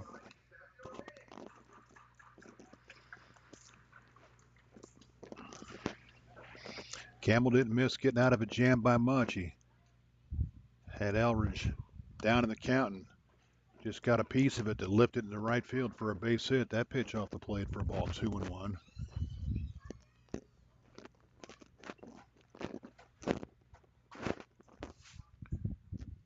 The 2-1 from Keener. Grounded right back at him. He'll make the play, flip it to first, and Guy is down 1-3 to start the Royals 6th. Now bring up Jamie Padilla. Padilla 0 for 2. He's flown to right and grounded into a double play.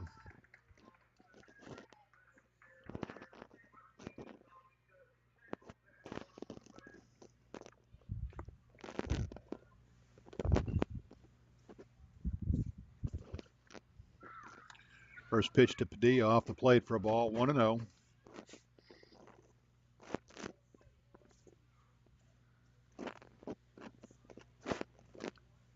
Keener sets his 1-0. Downstairs for a ball. 2-0. Nothing going on in the Woodstock bullpen. So it looks like they're going to ride with Keener for the time being. The 2-0 popped up and out of play. 2-1 the count.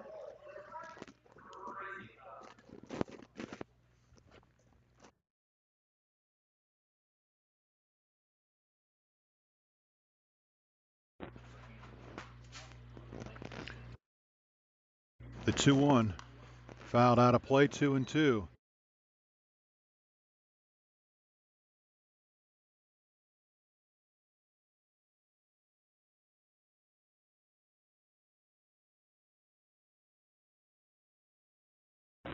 The 2-2 to Padilla.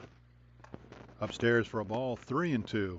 Now a right-hander gets up and starts playing catch in the Woodstock bullpen. Just now getting started. So not even up on the rubber yet.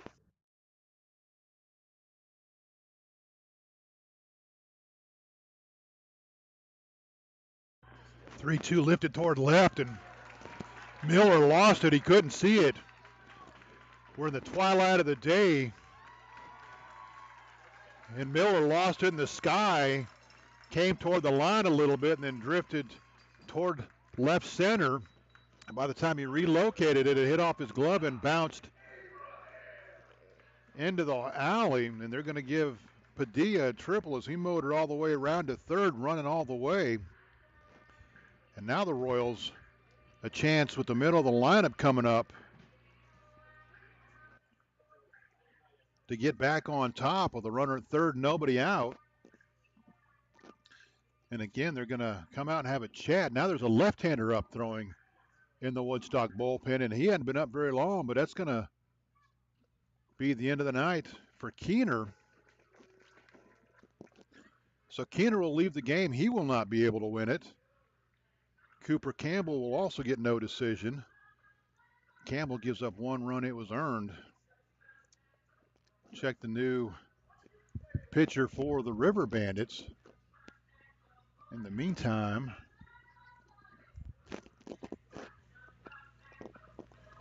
the new pitcher will be the right-hander that was throwing, so he didn't need much time to get loose.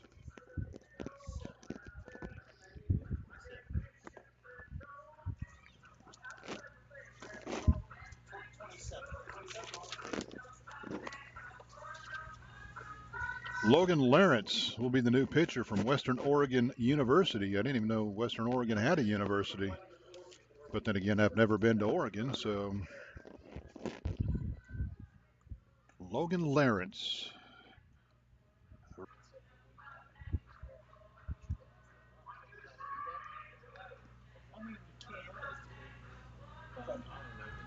Logan Lawrence looks like it's not on their stat sheet, so we're going to assume that this is his first appearance for the River Bandits.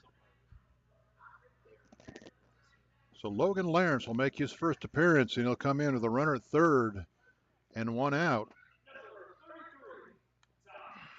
And Abraham with a chance to drive in the lead run. And he doesn't need a base hit to do it, just a ground ball. Well, the River Bandits are going to bring their infield in on the grass, so it's going to take a little bit more than a ground ball. Get back to the correct screen, and we'll figure out the numbers for Keener. He went 5 1/3. First pitch to Abraham. In there for a strike, 0-1. Todd on the game, 1 for 2. He singled in the fourth, grounded out in the first. Looking for a fly ball to the outfield to give the Royals the lead. Slider downstairs for a ball, 1-1. Keener goes 5 1/3.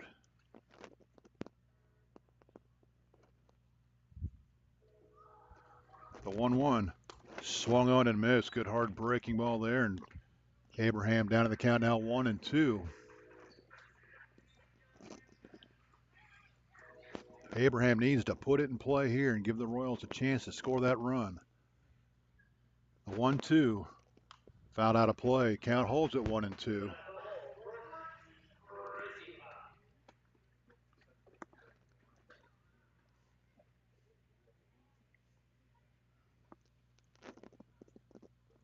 Big deep breath for Abraham as he crawls back into the batter's box. Trying to get the Royals the go-ahead run here. The 1-2 grounded toward third. A nice diving stop by Villarreal at the third base, and Padilla was caught in no man's land. What a play by the River Bandits third baseman. Diego dove, stopped the ball at the bag, and after his secondary lead, Padilla was in no man's land. He was forced to come to the plate, and the River Bandits able to get him out at home. And now the Royals are asking for the umpires to discuss something. Maybe the Royals thought it was a foul ball. That's the only thing I can figure they're talking about is, oh. So there is a discussion at the plate, or of the play at the plate, between the three umpires, and one of them shaking his head. So whatever the call is going to be, it's probably not going to go the Royals' way. But Abraham hit it hard down the third base line. Villarreal made the diving stop at the bag, and he came up, and Padilla was in no man's land. He had to come home because he couldn't get back to the bag.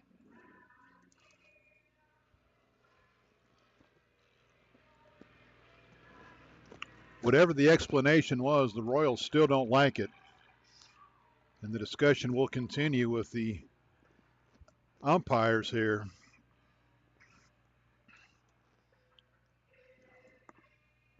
Abraham couldn't have done much more. He juiced it right down the line, and that was mere inches from going in the corner and being an RBI double.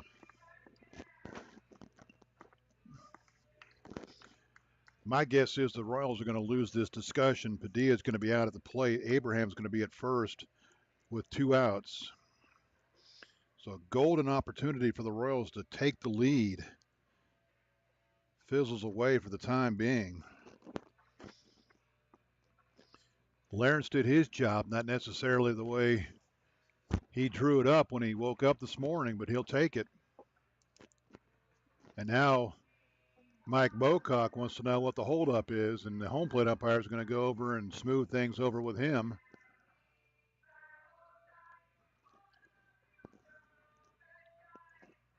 I think Mike just wants to know what the complaint is, and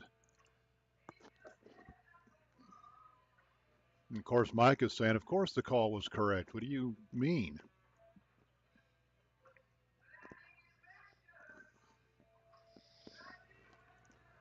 So the discussion's over. Nothing has changed. Abraham's at first, 2 outs.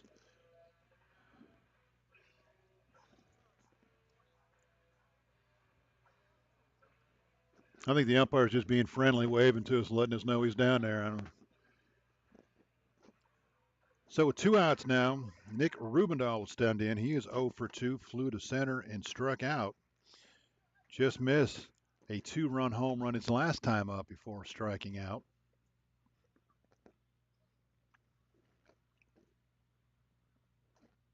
First pitch to Big Nick. Slider will miss downstairs for a ball, 1-0.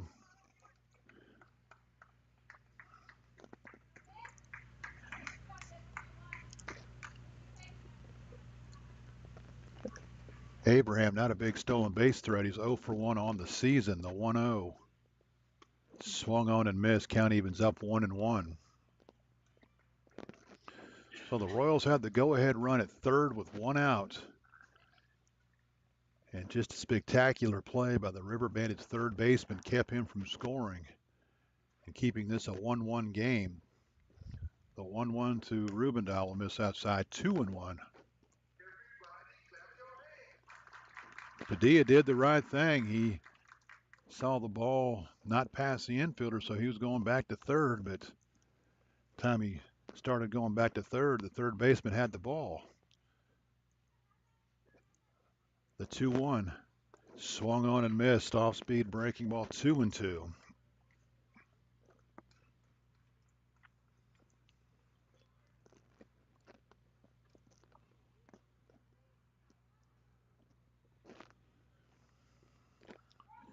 Lawrence comes set to throw to first. Back in time is Abraham.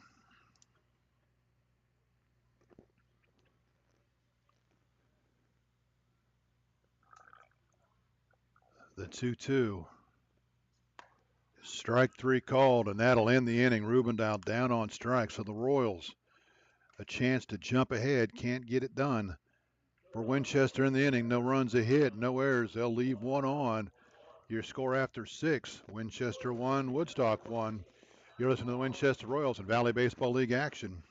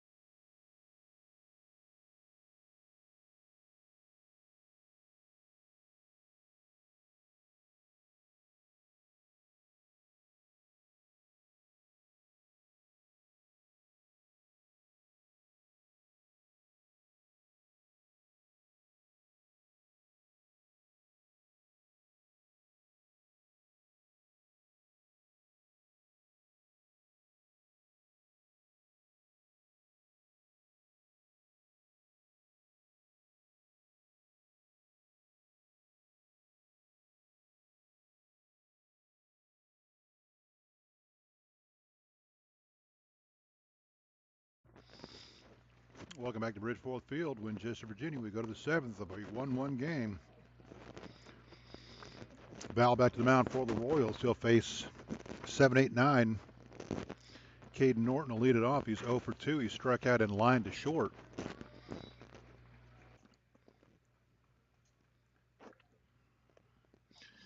Neither starting pitcher will get a decision here tonight. First pitch in there for a strike, 0-1. Val's 0-1. He'll stay high and tight. Count evens up 1-1. Cooper Campbell goes 5 2/3, allows 1 run. It's earned 4 hits, 3 walks, 7 strikeouts. Fouls 1-1. That'll miss inside 2-1. Sean Keener goes 5 1/3, 1 run. It's earned, 4 hits, 2 walks, 2 strikeouts.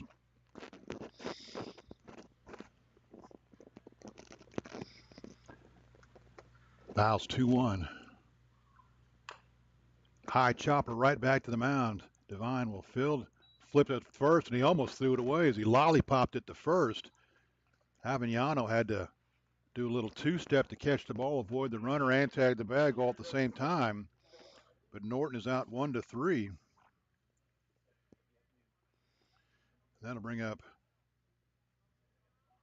Villarreal, who may have, we're going to have a pinch hitter, so we'll talk about a slap in the face. You make a play to save the game, and they pinch hit for you.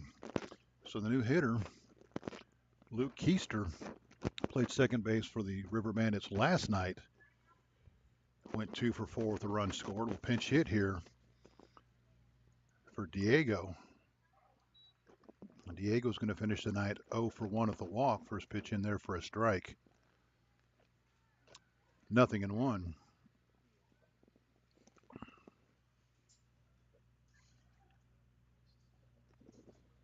The 0-1 to Keister.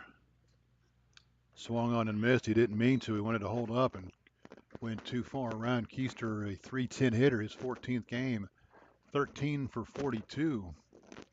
No home runs, 9 RBIs, and doesn't have a whole lot of stolen bases for the River Bandits this year, but if he gets on, he's a threat. The 0-2, high and tight, and that goes all the way to the backstop, 1-2.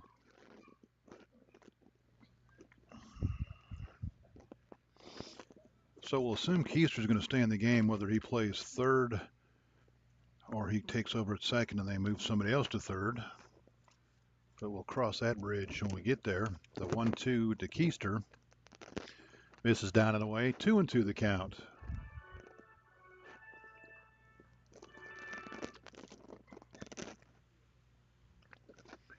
Front Royal leads Newmarket 3-1. They're in the bottom of the 6th, just across the bridges over in Front Royal. The 2-2 to Luke Keister. And that's going to bounce all the way to the backstop, 3-2. Charlottesville continues to lead Harrisonburg. They're 4-2. They're in the top of the 8th at Charlottesville High School.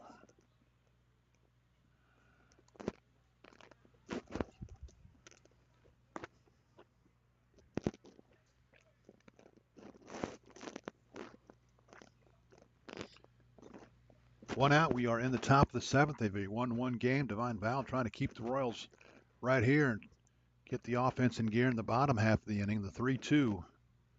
Grounded toward third. Ferrantero plate, field, throw, on to first. In time to get the speedy Luke Keister. 5-3 for the second out here in the inning. That'll bring up Rosati, who's 1 for 2. He's singled. He's also grounded to first. He was picked off first when he singled. It looks like, yes, that is definitely Rosari at the plate. Rosai. First pitch from Val. Down and away, 1-0. Stanton at Purcellville, Waynesboro at Culpeper, Covington at Strasburg, all rained out tonight.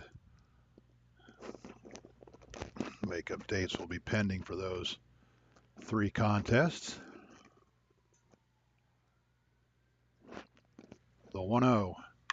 Hammered deep toward left, going back on it is Davis. Davis gets to the fence, and he is going to watch it fly out of the ballpark. The number 9 hitter in the Woodstock River Bandits lineup has just given the River Bandits a 1-run lead on a 2-1 fastball. He just hammered over the fence for a home run. Davis went as far as he could, ran out of real estate. For Razai, it'll be his first home run, second RBI of the season, and the River Bandits now, after the Royals failed to score with a golden opportunity, they jump on top with a 2-out bomb here in the 7th.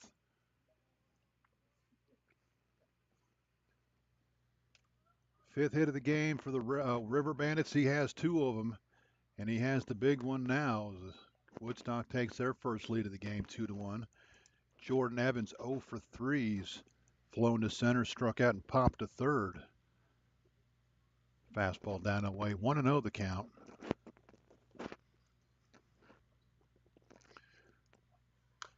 That's fouled off of the plate. Count evens up 1-1.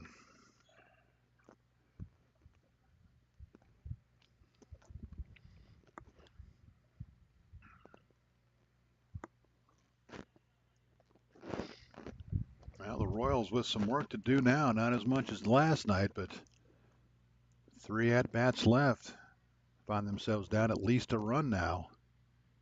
Depending on what Evans does here with 2 outs in the top of the 7th, the 1-1. Misses downstairs, 2-1. Off the bat, it looked like Davis was going to have a play in left field, and he just kept going back, and it just kept carrying until it was over the fence. The 2-1. That'll miss way outside. It's now 3-1. Jordan Evans, the River Bandits leadoff hitter. As he tries to get Woodstock going again with 2 outs here in the 7th. The set, the 3-1. Fisted down the third base side. Frontera will field, and he can't make the play. It was a slow roller. It was do or die. He had to field and throw all in one motion. He couldn't come up with it.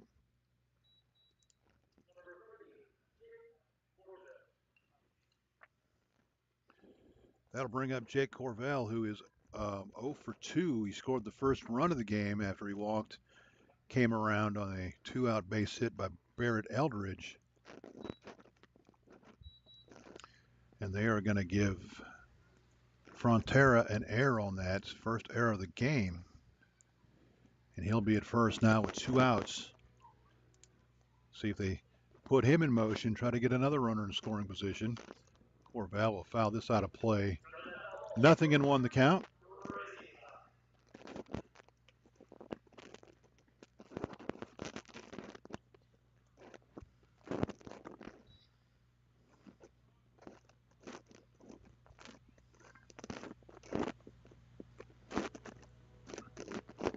The 0-1 runner is going. The throw to second is going to not be in time as Evans is going to slide in safely. The throw is going to get into center field, but Evans will think better of trying to move up. Be another stolen base for the River Bandits here tonight. Now a runner in scoring position with 2 outs.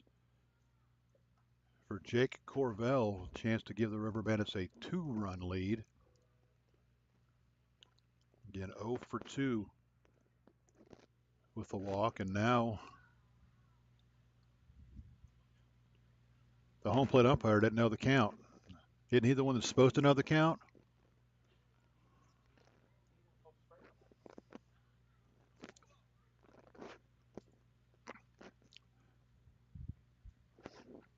The Royals think it's 1-2.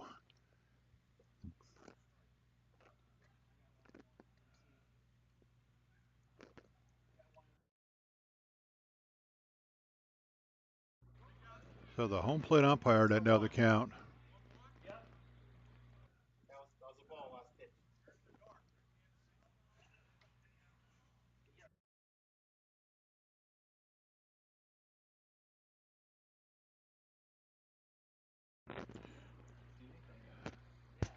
I think the Royals think it's 1-2, but everybody else disagrees with them. So the count will be 1-1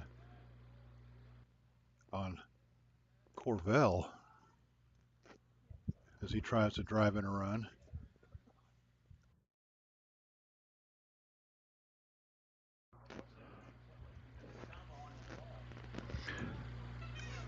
Now the Royals are still not convinced that the count is 1-1.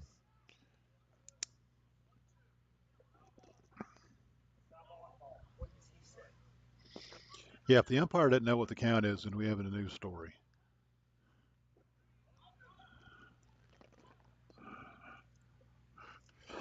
And I guarantee if they change this to 1-2, somebody from the Woodstock dugout's not going to be happy. And the Royals have convinced the umpires that it's 1-2.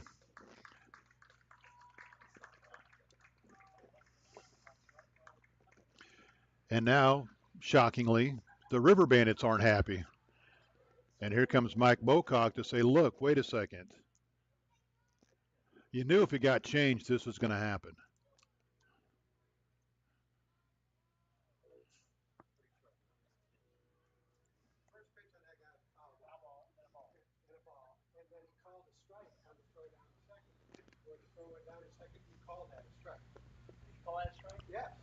When the throw it down to second, he called strike. So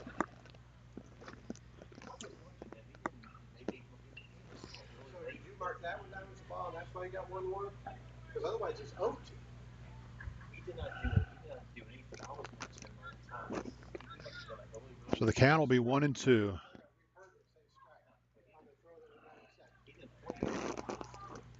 The 1-2 to Corvell.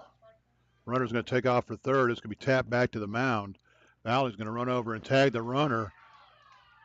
And Val gave him a little shove, but he will go over and help him up. He was just putting the tag on him, and Corvell will ground out one unassisted to end the inning. So after all that, the River Bandits take the lead on a solo shot off the bat of their shortstop, Sharab Raseri, and they take a 1-0 lead, or a 2-1 lead rather. For the Royals, or for the River Bandits, a run on a hit. There was an error, and they will leave a runner on. Your score after 6.5 is Woodstock 2, Winchester 1. You're listening to the Winchester Royals in Valley Baseball League action, and the River Bandits will again make a pitching change. We'll come back with a new pitcher right after this.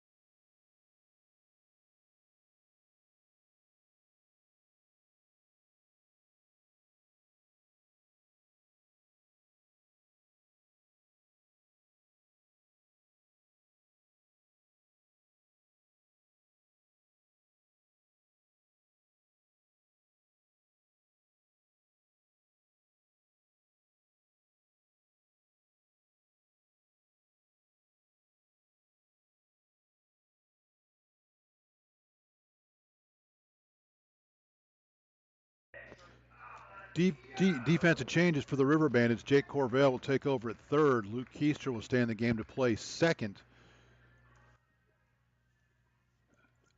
Still working on the new pitcher for you.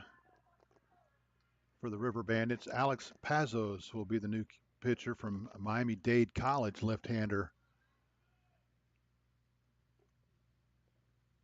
For Woodstock, he will face 5-6-7 here in the Royals lineup. First pitch in there for a strike, 0-1. Pazos, his fifth game, all in relief. He's worked 3 innings, allowed 2 hits, 8 runs. They're all earned, 7 walks, 8 strikeouts. No record, earned run average of 24 as he jumps ahead in the count, 0-2 on Nick Avellano, who is 0 for 1 with a walk.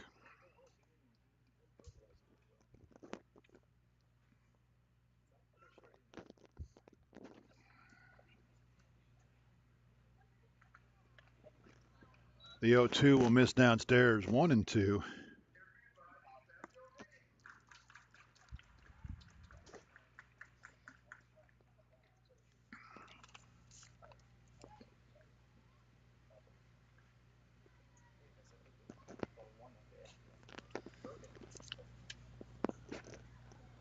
Royals need a run to get even here. The 1-2 off the plate for a ball, 2-2. Avignano. Royals need on base here.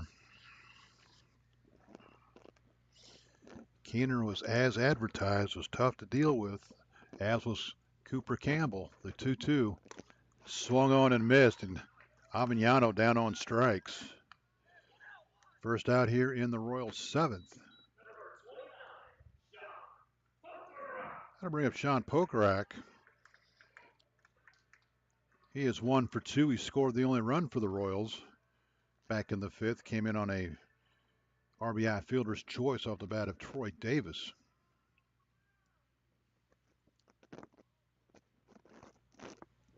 First pitch to Pokrack. Inside for a ball, 1-0.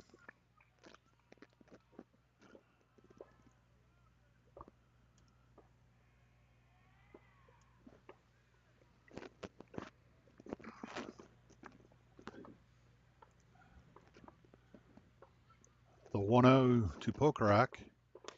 In there for a strike, nothing in, or I'm sorry, 1-1.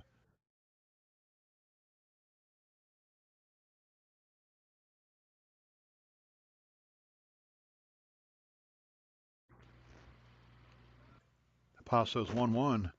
That'll catch the outside corner, 1-2. Pokrack thought that was off the plate, but it'll be 1-2 the count on the Royals catcher.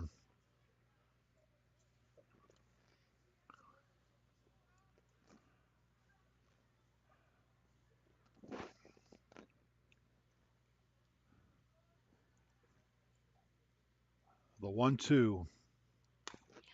That'll miss outside, 2-2. The Woodstock faithful down below thought it was strike 3 on the corner, but will not get the call.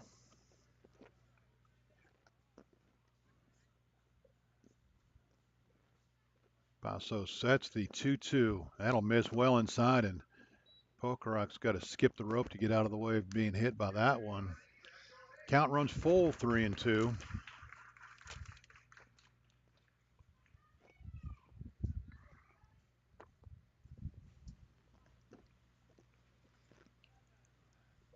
Payoff pitch due to the Royals catcher. Fouled out of play. We'll do it again to a 3-2. River Bandits took a 1-run lead in the top of the 7th with a solo home run. They have 2 runs on 5 hits. Royals 1 run on 4 hits. They've committed the only error of the game.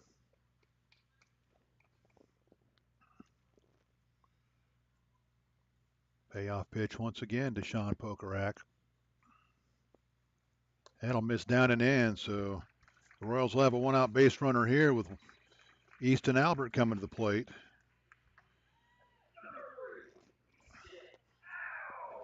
Albert 0 for 2. He's grounded out and reached on a fielder's choice.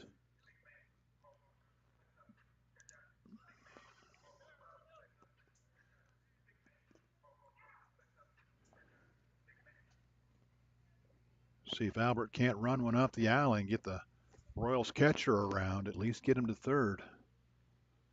Fouled out of play, 0-1.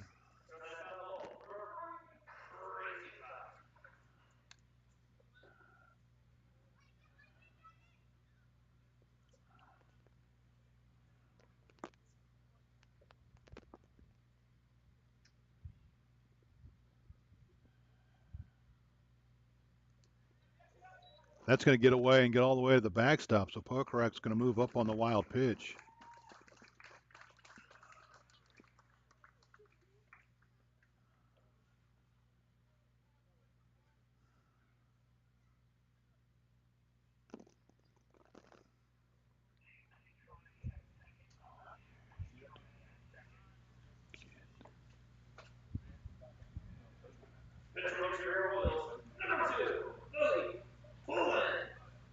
The Royals are now going to pinch run for Pokrack at second. Bodie Pullen will come on to be the pinch runner, so the Royals will have a new catcher come next inning.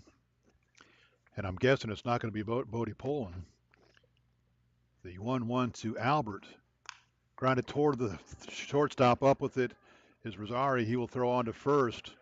And we got a timeout. The home plate umpire is calling catcher's interference. So Albert will be awarded first base, and the out will not count. They're probably going to make Poland go back to second.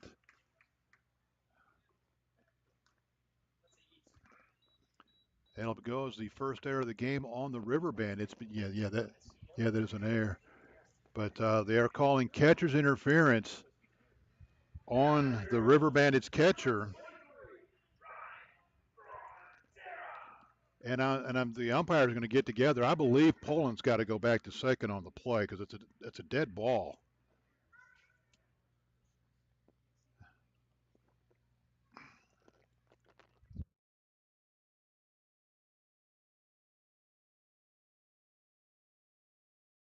Yeah, he definitely got to go back to second.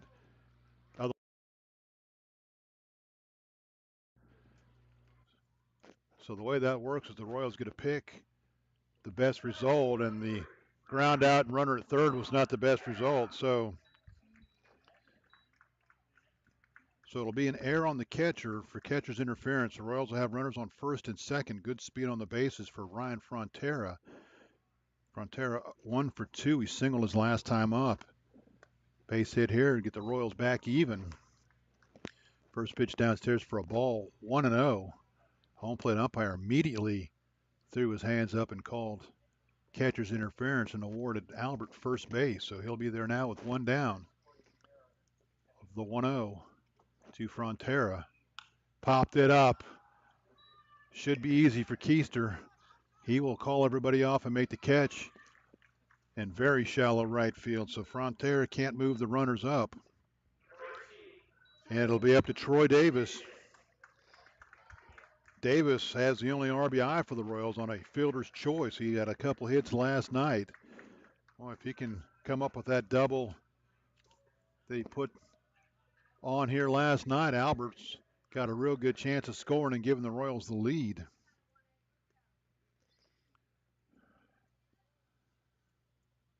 First pitch to Davis. This is high and in, 1-0.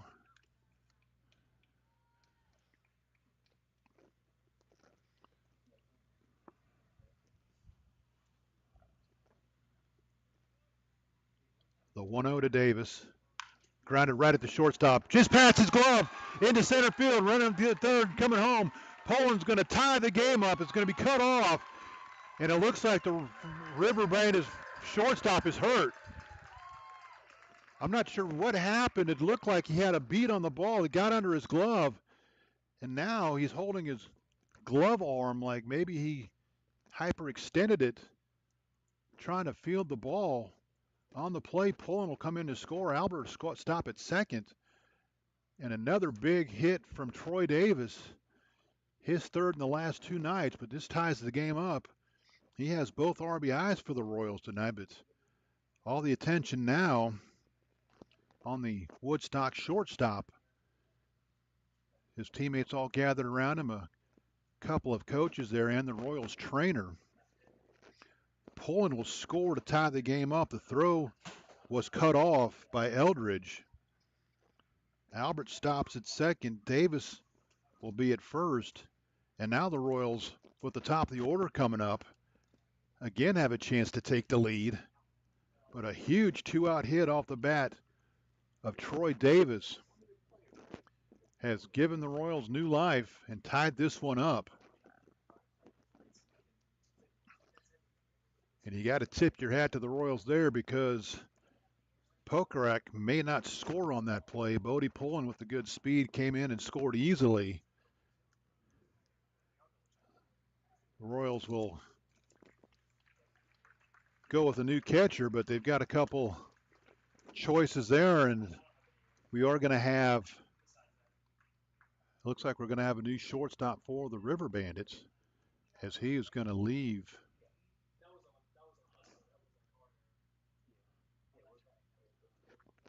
So not sure exactly what the injury is or how it happened, but he will be coming out of the game. And somebody, oh, they're going to make a pitching change is what they're doing. Okay. So it looks like shortstop's going to stay in the game. We're going to have a new pitcher, although I think the shortstop went to the dugout as well. There's a whole cast of River Bandits standing behind shortstop, so it's hard to tell who's where, but there's 5 guys there. So there's 3 outfielders and 2 infielders, so there's still an infielder short. We're going to have a new pitcher. So take the win away. Lawrence can no longer win it. And number 14's coming into the game. So Austin Ford is coming in, and it looks like Ford's going to play third, and Corvell's going to move to short. So Corvell playing his third different position in this game alone. So defensively, Jake Corvell moves to short, and Austin Ford will now be the third baseman. Keister stays at second, and of course Eldridge still at first. And now the left-handed pitcher coming on for the River Bandits.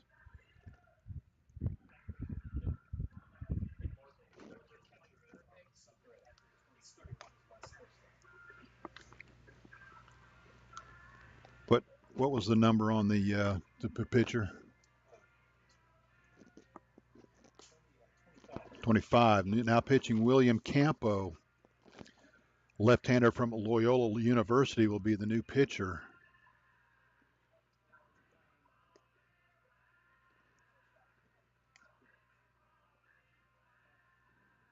And apparently Cade Norton is no longer in the game. Rocco DePastino is now the catcher. So wholesale changes for the River Bandits, and DePasto came in the game before the inning started. So he wasn't part of that switching around there. In any event, the Royals have a chance to take the lead right back here with a 2-out base hit from Connor Guy. Guy on the game 0 for 2 with a walk.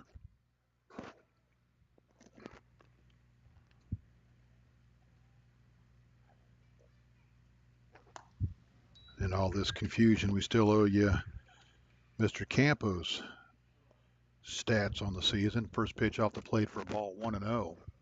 I think we're all caught up now. Campos 1-0. That'll miss way outside 2-0. Campo making his 6th appearance, all in relief. He's worked 4 2/3 innings, allowed 6 hits, 3 runs. They're all earned.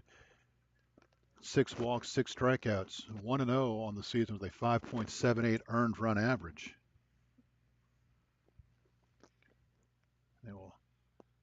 The 2-0 to Guy is downstairs for a ball, 3-0.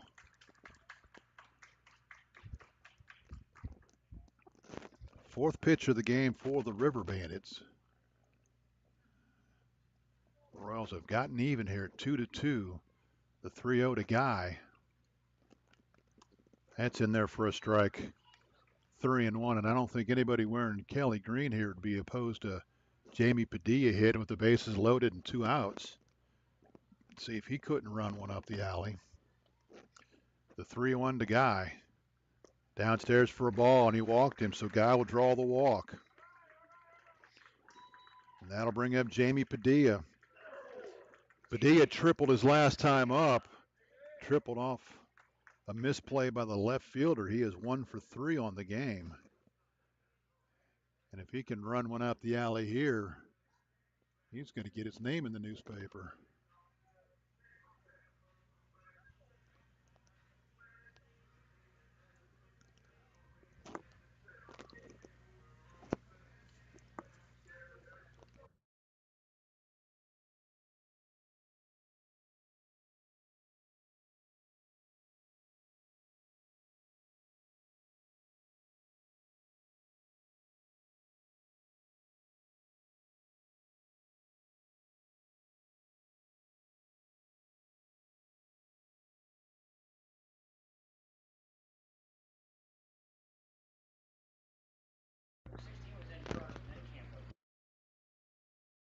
The first pitch to Padilla, downstairs for a ball, no place to put him.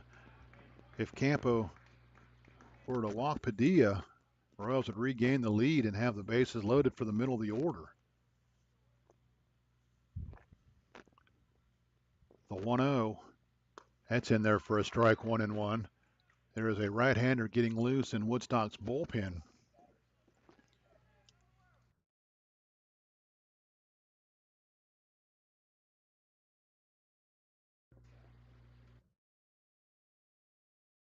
The 1-1 line toward left. That's going to be down for a base hit. One run's going to score. Rounding third, coming to the plate. It's going to be a two-run, two-out single off the bat of Jamie Padilla to give the Royals a two-run lead. Miller came on and kind of second-guessed himself. Looked like he's going to try to catch it in the air, and then it short-hopped him. Almost got past him. He was able to knock it down. But coming in to score easily was Albert and Davis. Guy stops at second, and Padilla a big two-run, two-out single to give the Royals a 4-2 lead here. As they still bat in the eighth, Abraham up now. He is 1 for 3 with the base hit. Fastball in there for a strike. 0-1.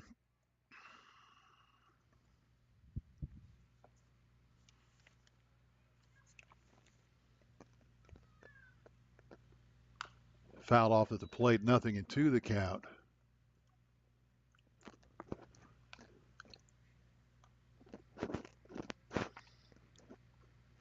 Guy at second, he walked. Padilla at first just drove in 2 to give the Royals the lead. The Royals have scored 3 times here in the bottom half of the 7th inning to regain the lead. The 0-2 grounded toward third. Up with it is Ford. He will throw across the diamond in time to retire the side, but a big inning for the Royals. Albert scores. Davis scores. The Royals ring the bell 3 times here in the 7th inning and have regained the lead. For the Royals in the 7th, 3 runs on 2 hits. There was 1 error, and the Royals will leave 2 on base. Your new score after 7 complete. Winchester 4, Woodstock 2. You listen to the Winchester Royals at Valley Baseball League action.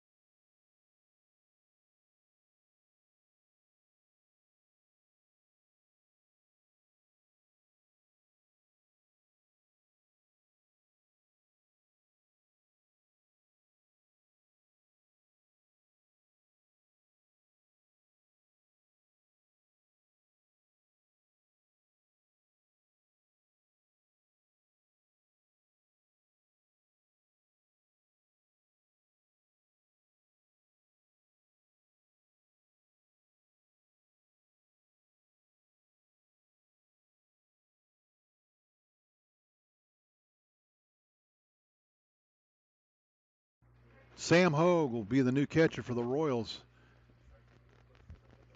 Hogue from Calhoun Community College takes over for Pokerock, who was pinch run for. Divine Val back to the mound for the Royals. Stands to be the winner. If the Royals can hold on to this 2-run lead, we go to the 8th. 3, 4, 5 to hit for Woodstock here in the 8th. Tippett, Androsky, and Eldridge. First pitch swung on and missed. Tippett down to the count, 0-1. Tippett 0 for 2. He's walked and stolen a base so far this evening. The Val's 0-1. That's down and away, 1-1. 4 runs, 6 hits, an error for the Royals. 2 runs, 5 hits, an error for the River Bandits. A big 3-run inning for the Royals in the 7th to propel them into the lead. The 1-1 from Val.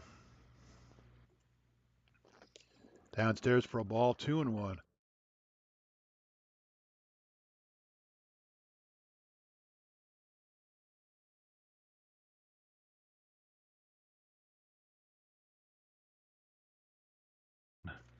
The 2-1 to Tippett.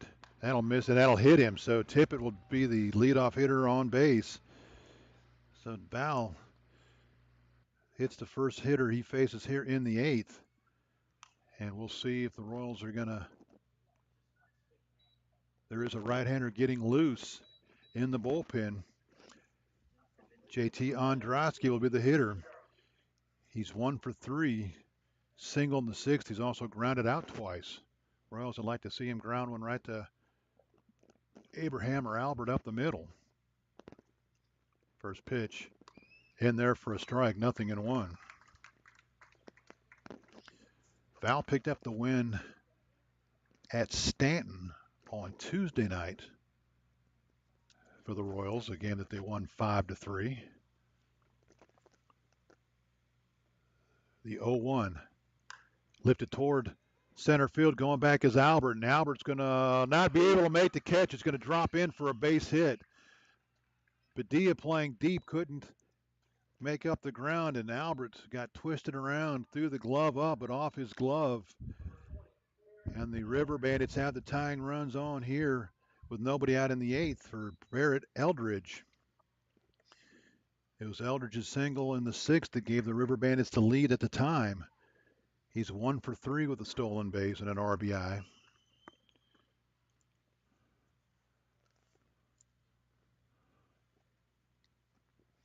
He's squaring to bunt, and he'll not bunt it. It'll be thrown all the way to the backstop.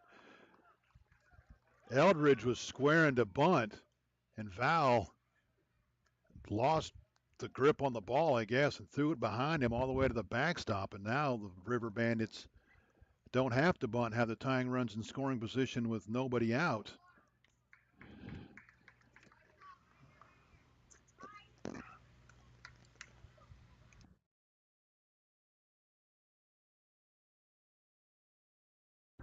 Royals will pull the corner guys in on the grass, grounded sharply toward third, but foul.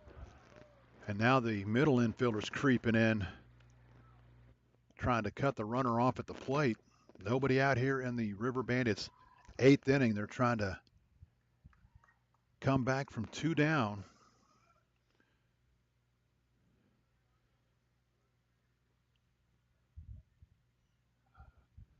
Val's 1-1. Swung on and missed. Good slider down and away. 1-2. Through 4.5 innings, we had no runs. We've had 6 in the last 2.5. And Woodstock threatening to make that more here. The 1-2. Grounded sharply to third, but foul. Just did stay foul, and probably a good thing as Frontera made the diving effort, but it got past him. Down toward the Royals bullpen. The count holds 1-2. Like to see that big sweeping hard slider down and away, and maybe a swing and a miss from Barrett Eldridge. The 1-2. He hung it, and it got ripped, but it's going to be foul. A hanging 1-2 slider that Eldridge jumped all over, but he hooked it foul, and Val catches a break as he gets away with the pitch there. That is not where you want to throw the 1-2 slider. But Devine will have another chance here. He has his sign. He'll check the runners. The 1-2. Fastball misses inside. And that might be just a reset Eldridge's eyes to maybe get him another setup for another breaking ball down and away. Val has his sign again, the 2-2. Swung on, fouled it back and out of play. We'll do it again, 2-2. So he's come with a fastball the last two pitches. Let's see where he goes here. 2-2.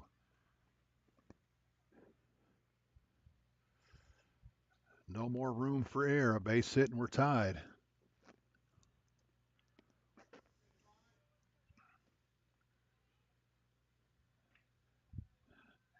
Devine has his sign. He sets.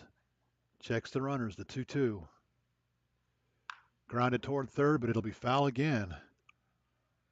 Brett Barrett Eldridge having himself a pretty good at-bat here, fouling off several pitches, staying alive in the count. Trying to pick up his second and third RBIs of the game and tie this thing up again.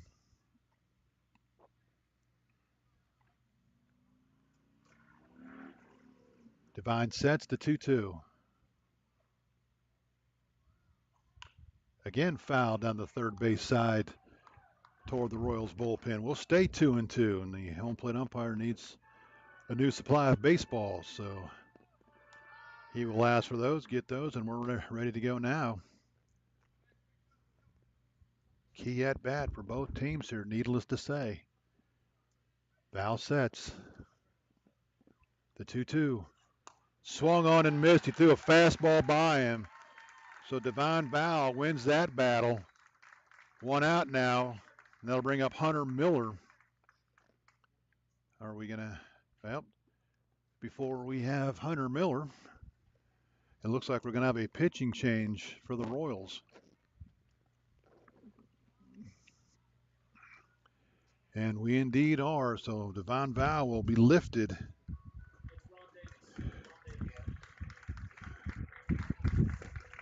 Ron Davis, who saved the 1-0 win for the Royals over Charlottesville here earlier, will come on.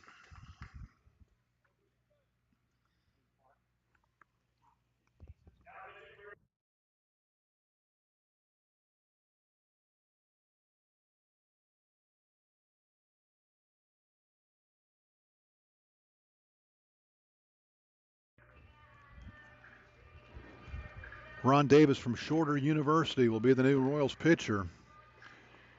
Right-hander with good velocity, but he's got himself a situation here with runners on second and third. And 1 out rather.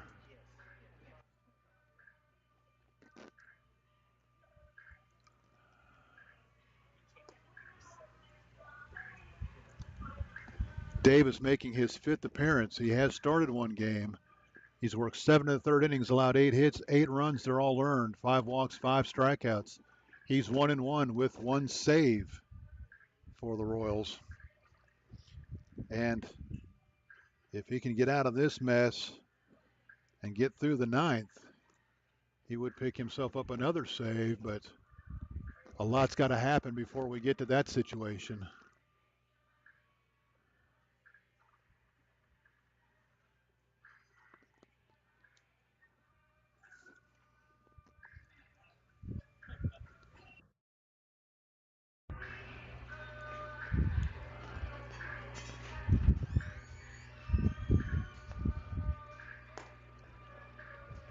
So Ron Davis finishing up his warm-up tosses.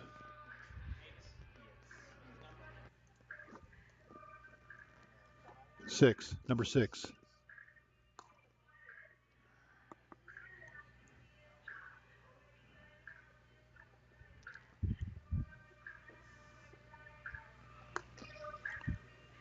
So Devine Val goes an inning and 2/3. He gives up 2 hits. Did not walk anybody. 1 strikeout. He did hit a batter and threw a wild pitch, and he's responsible for the 2 runners on base. So far, he's given up a run.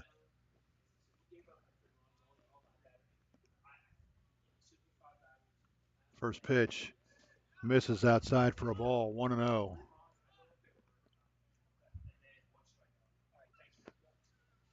1-0 the count. The Royals still in on the grass, trying to cut the runner off at the plate. Miller, 1 for 3, doubled in the 5th inning. He's also struck out and grounded out. That fastball in there for a strike. 0-1. I'm sorry, 1-1.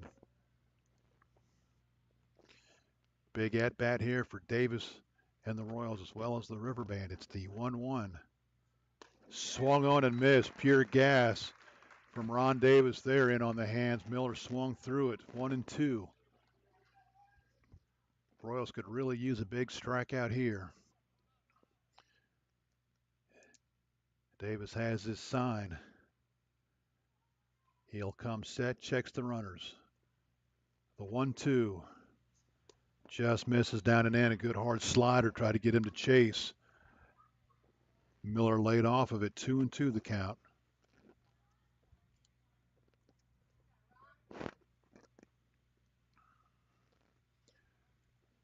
Davis sets the 2-2.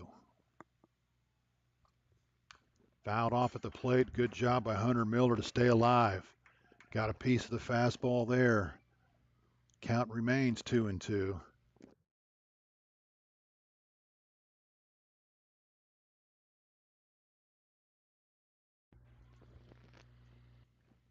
Davis sets the 2-2 to Miller. Swung on and missed. Miller hoping the catcher missed it, but he is called out. A big strikeout from Ron Davis. And now the infielders move back. Still a base hit ties the game, but we have a new hitter as DePestiano came on to catch last inning. He'll hit here with the tying run in scoring position. First pitch from Davis. Downstairs for a ball. Nice job by Hogue to keep that from going to the backstop. DePastiano on the year, a 158 hitter. His 8th game, 3 for 19, no home runs, no RBIs. A hit here would change that. Davis is 1-0. Downstairs, goes all the way to the backstop, and the River Bandits are going to get a run on a wild pitch. So the Royals got runners to second and third. Got out of it, or almost got out of it with a couple of strikeouts, but now the tying run 90 feet away. Wild pitch charge to Davis. The run will be charged to Val. And he's still responsible for the runner at third. 2-0 now on the new River Bandits catcher, Rocco DePastiano. The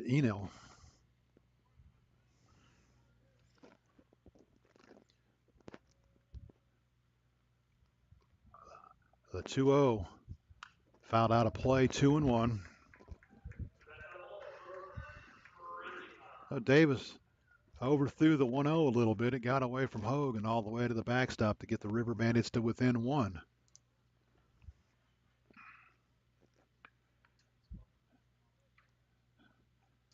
Davis has his sign. He'll come set. The 2-1. Fouled into the screen, 2-2.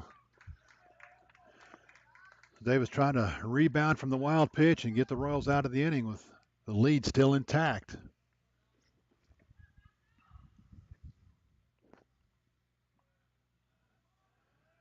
These two Northern Division rivals will still meet 4 more times after tonight. My bag of chips are going to blow away.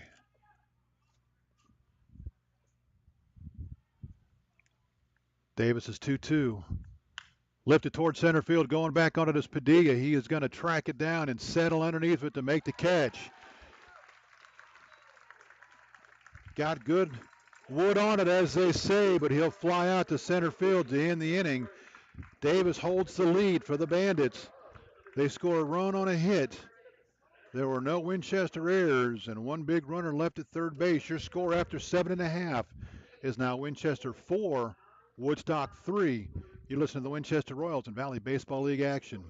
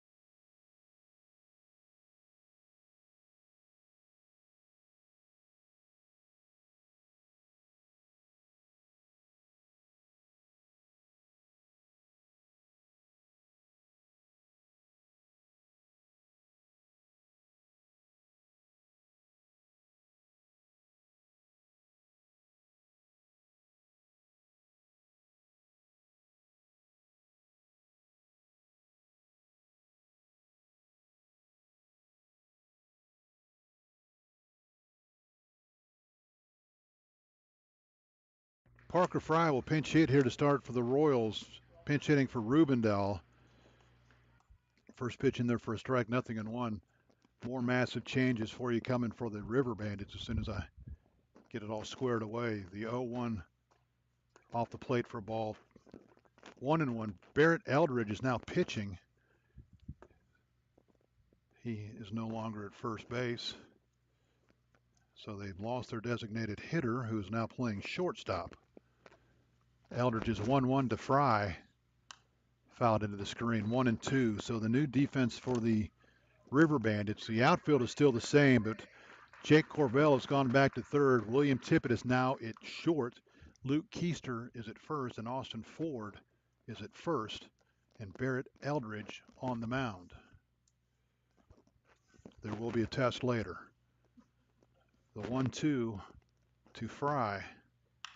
Line down the third base line, backhanded by Corvell. Long throw across the diamond is going to be in time.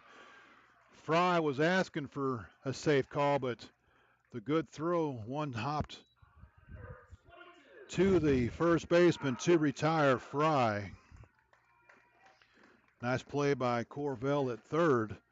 He's been all over the infield. He started at second base. That'll bring up Avignano, who is 0 for 2. He walked back in the fifth. He's also grounded out and struck out. First pitch off the plate for a ball. 1-0. Royals would like to get a couple runs here to give that bullpen a little buffer going into the ninth. The 1-0 to Avignano. Lined right at the first baseman. Got in on his hands, and Austin Ford will make the play. So quickly 2 outs for the Royals here in the 8th. And that'll bring up Sam Hogue. Hogue came on to catch when Porkerack was pinch run for.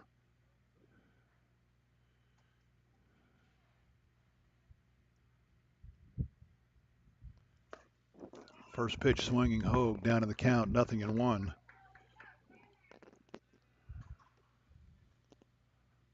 Again, these two teams get back together on Monday in Woodstock for the makeup game. The game rained out last Friday. The 0-1 to Hogue. Fouled to the screen, 0-2.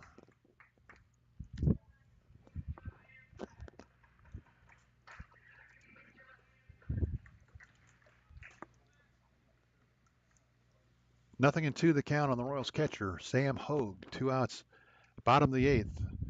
Royals trying to add to a 4-3 lead. The 0-2 swung on and missed. He chased one out of the zone, and Eldridge retires the Royals in order here in the 8th. 1, 2, 3 and out. We go to the 9th. Last chance for the River Bandits. It's 4-3 Winchester. You listen to the Winchester Royals and Valley Baseball League action.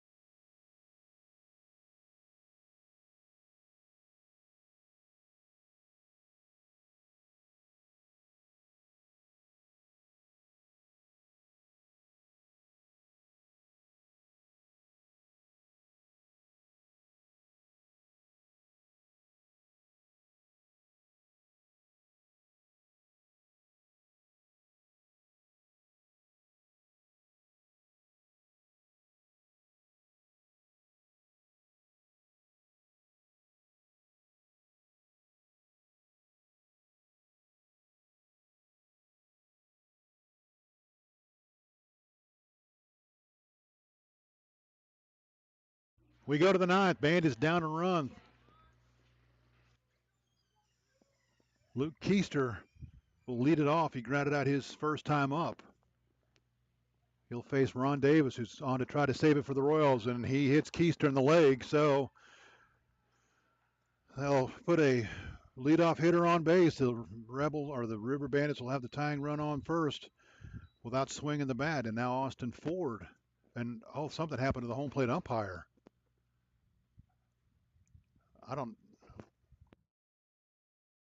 Keister got hit by the pitch, and I was looking down, writing down that he got hit, and the home plate umpire is down on his hands and knees. He just went down in a heap, and I didn't see what happened.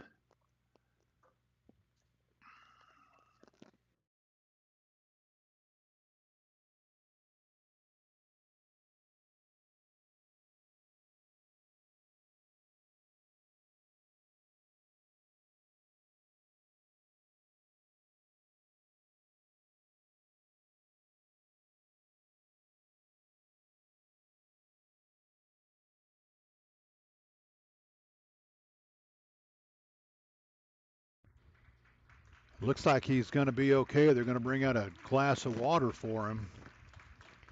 And I did not see what happened at all. There was no swing, so I don't know if Keister threw the bat toward the dugout, and I have no idea what happened. But anyway, the River Bandits will have the tying run on first now with nobody out. And you got to wonder if Austin Ford might be asked to bunt here to get the runner into scoring position, as the River Bandits looking to try to at least tie this one up and extend the game.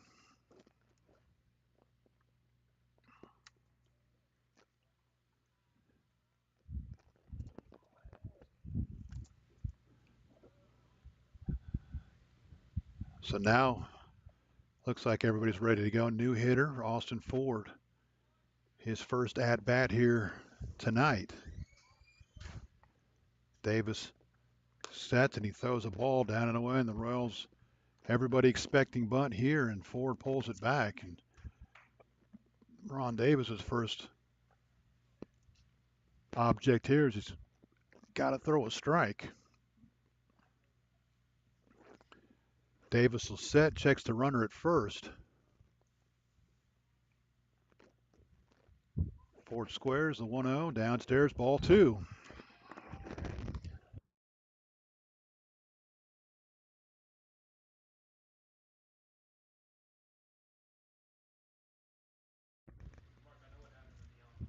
Two and 0 the count, as Ford trying to move the runner into scoring position.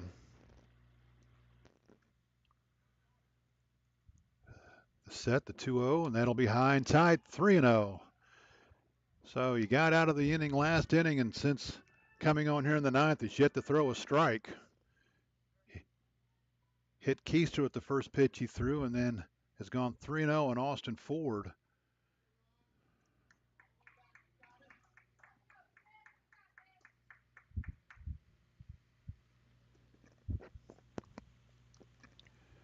Davis comes set, the 3-0. Ford still squaring to bunt. And he will foul it off, and this one hits Sam Hogue, who is down in a heap now. So not a good night to be behind the plate here at Bridgeforth Field.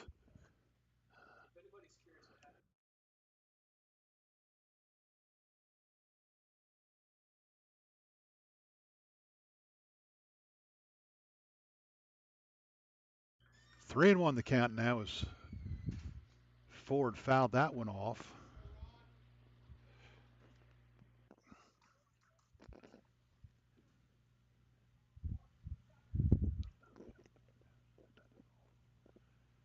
Davis comes set.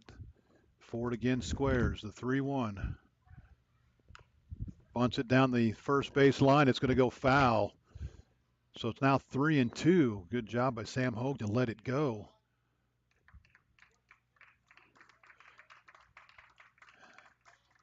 Now see if Davis can get Ford out of there without advancing the runner here. See if the River Bandits leave the bunt on, 3-2.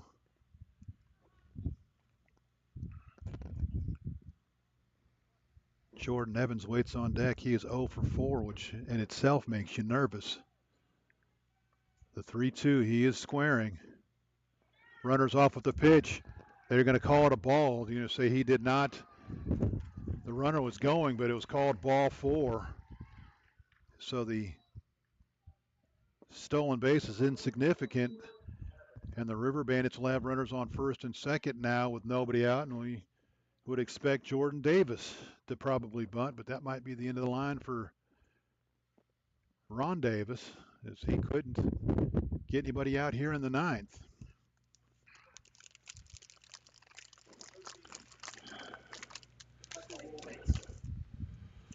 So Davis will be lifted.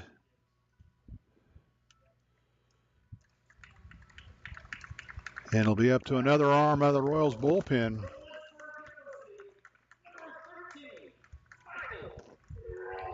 Michael Rowlands from Lynchburg University will be the new Royals pitcher.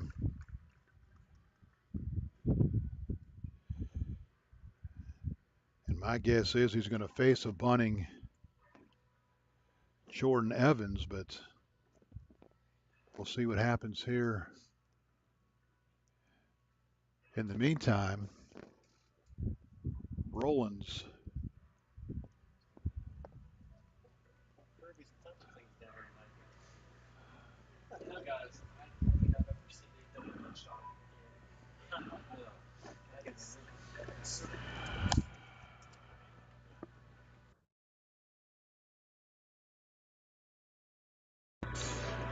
Michael Rowlands on for his 6th appearance for the Royals, all in relief. He's worked 5 2/3 innings, allowed 6 hits, 5 runs. They're all earned. He's walked 1, struck out 9.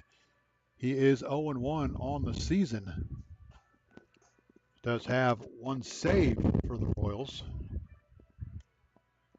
Make sure I'm looking in the right category for that. Yes, 1 save, 0-1 with 1 save. Earned run average of 7.94. On to try to save his 2nd of the season, but it's not going to be easy as the River Bandits have put the first 2 on here in the 9th.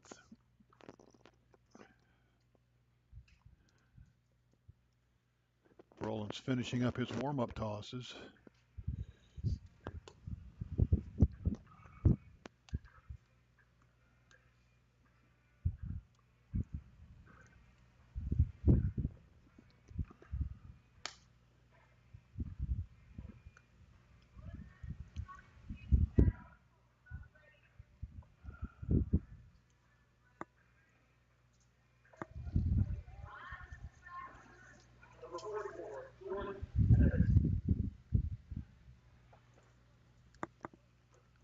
Evans stands in, nobody out, runners on first and second. Evans 0 for 4 on the night, but he is squaring to bunt.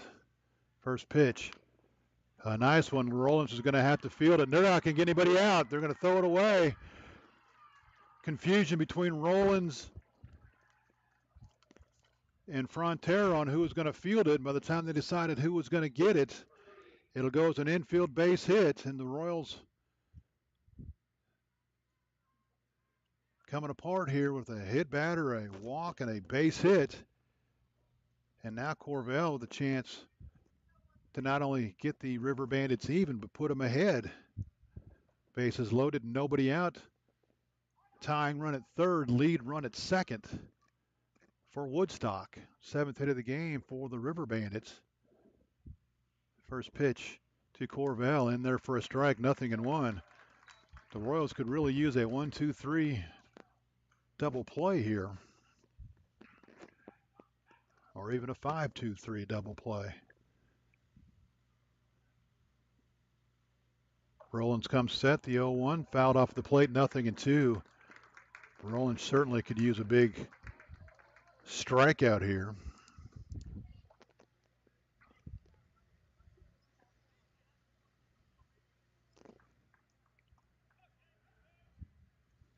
Nothing in 2 the count on Corville.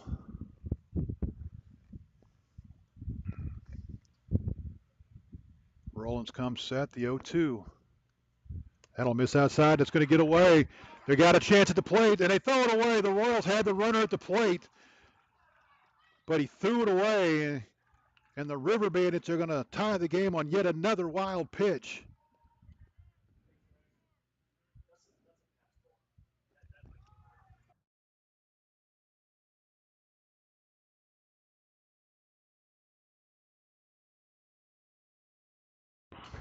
I can't take it.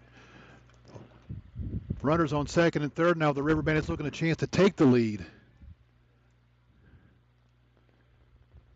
The 1-2. That's line into left field. The River Bandits are going to score one. Rounding third and coming to the plate. And he is going to be safe. A 3-run ninth for the River Bandits and still nobody out.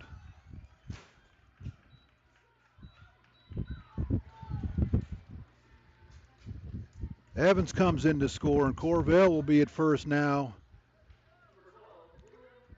Give him 2 RBIs. And the River Bandits have scored 3 times here in the ninth and lead it 6-4. The Royals bullpen has come apart here in the ninth. A hit, batter, and a walk to lead off the inning. And they have both come in to score along with the infield bunt base hit. That's grounded towards short. Albert up with it. He'll flip to second for one. On to first. It's going to be a 6-4-3 double play, but the Royals still need to get an out and then get to the hits as they now find themselves down 6-4.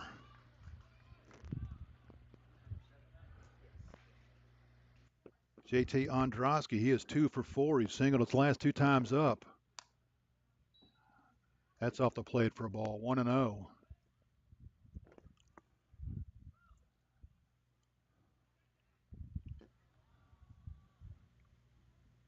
Rollins 1-0. That's line down the first base side, but foul.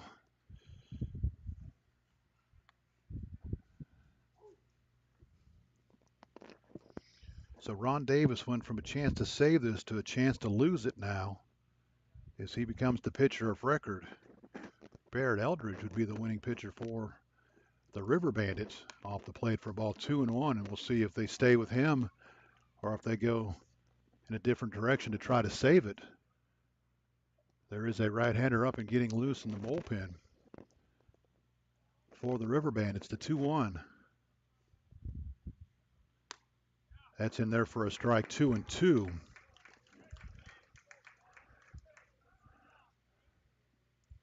So Davis came in, got out of the inning of the 8th inning with the Royals still in front, but couldn't get an out here in the 9th.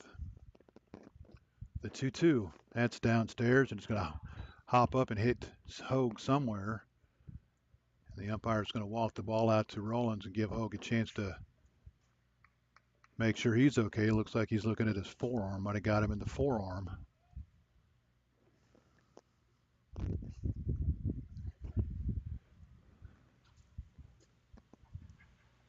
Rollins comes set, the 3-2 pitch. Line foul down the first base side and toward the Woodstock bullpen. So it'll stay 3-2.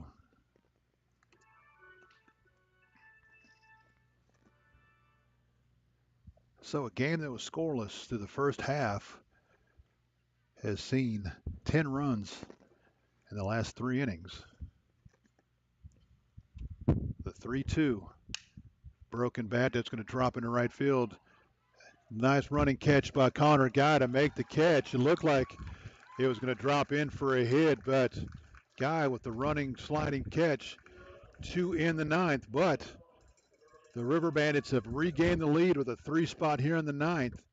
They score 3 on 2 hits, no Royals errors, and they will leave nobody on base. Your score after 8.5 is now Woodstock 6, Winchester 4. You listen to the Winchester Royals at Valley Baseball League action.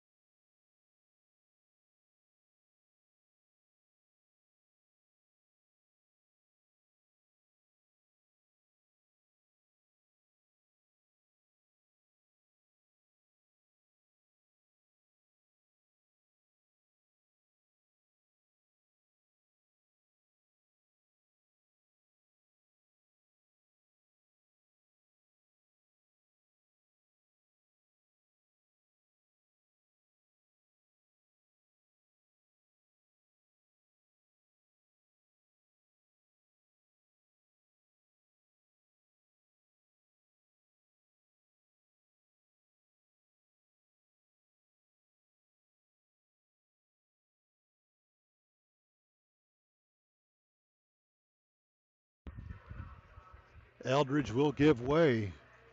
The new pitcher for the River Bandits from North Florida University, or the University of North Florida, is Zane Starling, making his 6th appearance for the River Bandits, all in relief. He's worked 5 innings, allowed 4 hits, 2 runs. They're both earned. 3 walks, 12 strikeouts. He is 1-0. He does have 3 saves on the season, trying to pick up save number 4. Trying to save it for Eldridge, who would pick up his 2nd win of the year.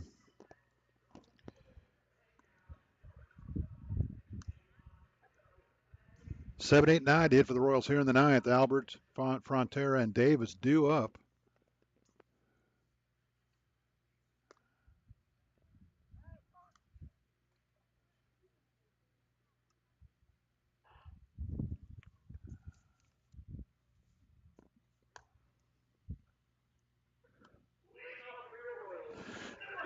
Albert lead it off. He reached on the catcher's interference last time, came around to score. He is 0 for 3 with a run scored. Need him on base plus others as the Royals trail it by 2 here in the 9th.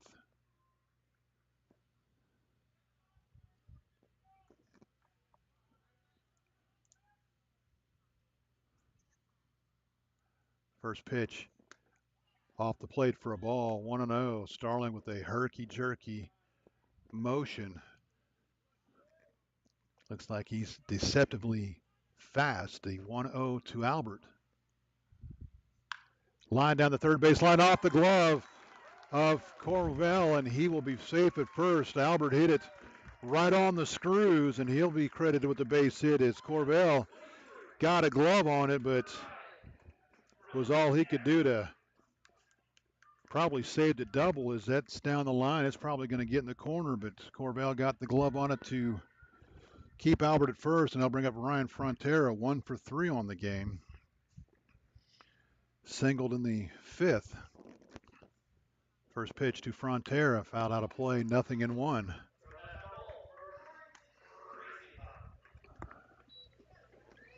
Starling with a 3.80 earned run average coming in. I don't think I mentioned that part as he seeks his 4th save of the season. The 0-1. Fisted towards second base. The only play is going to be to first as Keister will field and throw out Frontera at first. Albert will move up to second, and he will be there now with 1 out for Troy Davis. Davis, a big RBI single his last time up. He's driven in 2 of the Royals' 4 runs tonight. Padilla has the other 2 RBIs. Chance to get the Royals to within 1 here. Davis can drive in a run and get the Royals back to the top of the order, and that'll hit him in the head. That got him right in the helmet. Davis, that will certainly take a look and make sure he's okay. Fastball came high and tight. Troy collects his helmet, starts heading toward first, but decides he'll stick around and let the trainers take a look at him, make sure he's okay.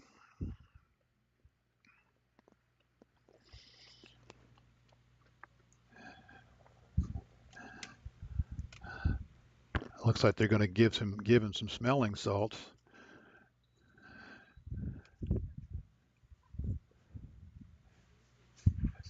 He appears to be okay now, but you can bet that come later tonight and tomorrow, he's going to have a headache. Royals trainer taking a look at Davis. And this is a fairly important decision here because now he represents the tying run at first base. Bodie Poland's already been used as a pinch runner, and we're going to have another pinch runner here for Davis as he'll exit the game.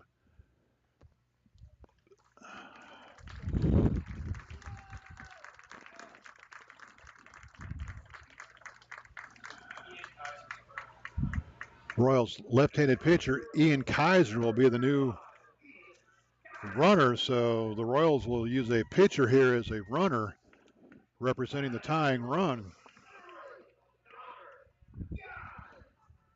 So not a lot of signs for Kaiser to know at first base.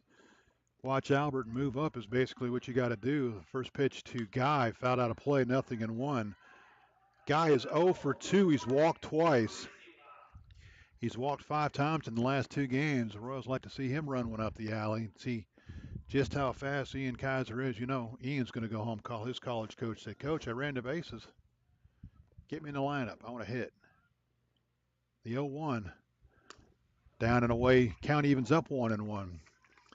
If Guy can reach with nobody being retired, then the Royals will have exactly what they need with a chance to win the ball game.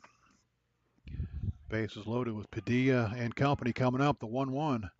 Popped it up, but that's going to be out of play. Everybody's going to give it a look, but it's not going to have any room to make the catch. 1-2 the count on Connor Guy. Royals scored 3 in the 7th to regain the lead. Woodstock got closer with a run in the 8th, and they scored 3 in the 9th to regain the regained lead, and they lead it now 6-4 as we play here in the bottom of the 9th. Royals have the tying runs on base, top of the order up. The 1-2 to Connor Guy. Off the plate for a ball, 2-2.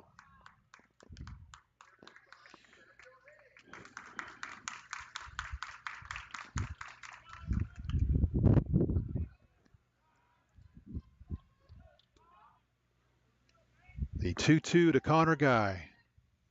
Line toward left field. That's going to be in for a base hit. They're going to hold Albert at third. His run means nothing.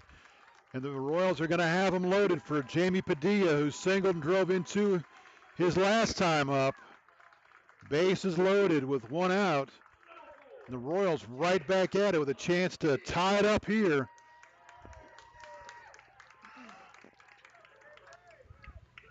The River Bandits don't need to worry about the runner at third. They still have a 2-run lead.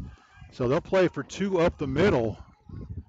And now Austin Ford's going to call timeout, and they're going to have a meeting on the mound. It's probably exactly what he's going to tell them. Say, look, the runner at third means nothing.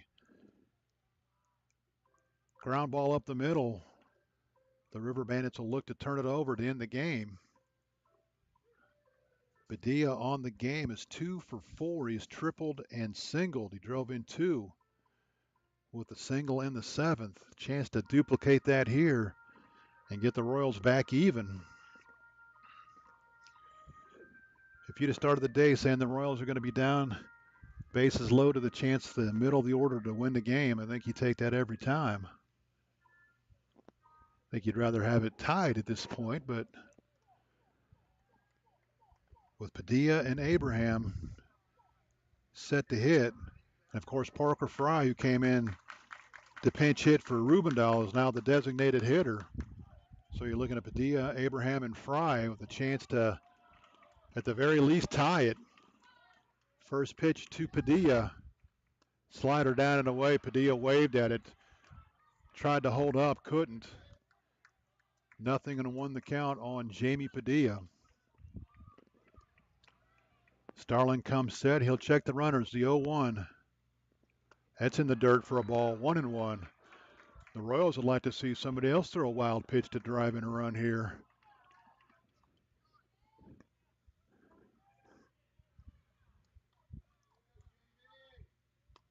Starling comes set. He'll look at Easton Albert at third. The 1-1.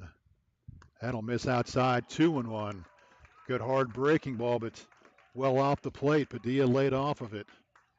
2-1 the count. Starling sets the 2-1. Swung on and missed through a fastball bomb to even the count. 2-2. Valley League baseball at its best. Starling trying to save it for the River Bandits. The 2-2 to Padilla. Swung on and missed. He threw a fastball by him, and Padilla down on strikes. And that'll leave it up to Todd Abraham. Abraham 1 for 4 on the game. He singled in the 4th. He's also reached on a fielder's choice.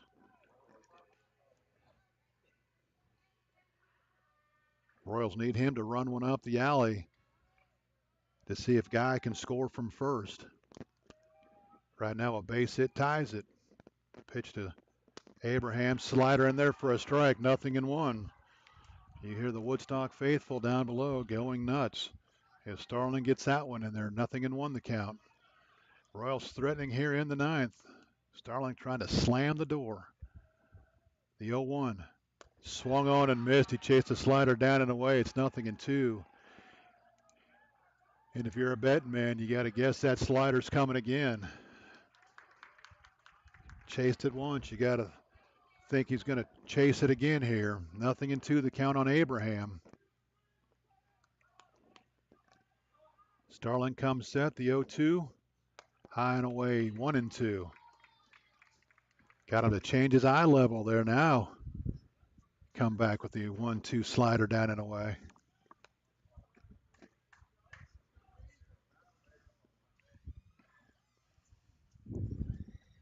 Starling comes set. The 1-2. Fastball off the plate. Count evens up 2-2. Now Abraham has evened the count.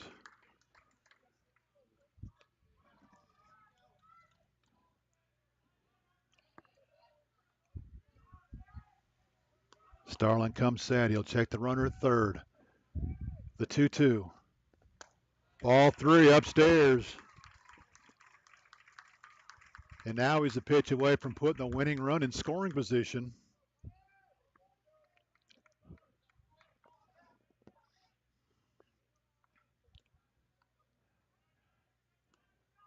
He's missed with 3 fastballs in a row. The 3-2 to Abraham.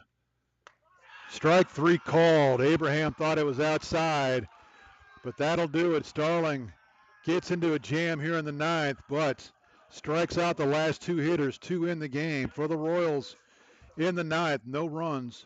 They get 2 hits. There were no errors. They leave 3 on.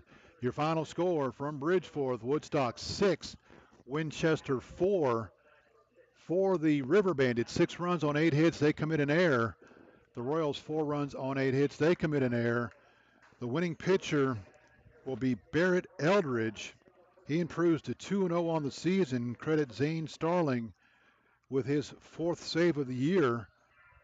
The losing pitcher will be Ron Davis. He will drop to 1-2 on the season. The Royals drop 2 in a row here to the River Bandits. They drop to 7-8 on the year. Woodstock will improve to 10-5. And depending on what happens throughout the rest of the league, could find themselves in first place when they get out of bed in the morning. Although, well, Newmarket has rallied, now leads Front Royal 7-5. They're in the 9th, so these River Bandits could very well be in first place come tomorrow morning. The other score, Charlottesville beats Harrisonburg 4-3. That's a final. Royals lose it here by the final of 6-4. We're right back here tomorrow night with the Purcellville Cannons coming to town. We'll be on the air at the same time, barring any rain to get us stopped. Padilla for the Royals tonight, 2 hits, 2 RBIs. Troy Davis a hit, 2 RBIs. For the River Bandits, they score 3 times in the 9th. They come back from a 1-0 deficit with 1 in the 6th, 1 in the 7th, 1 in the 8th, 3 in the 9th for the 6-4 win. Mark Sawyer saying good night from Bridgeforth. Join us again tomorrow night when the Royals take on the Purcellville Cannons. These River Bandits will be at home to take on Front Royal.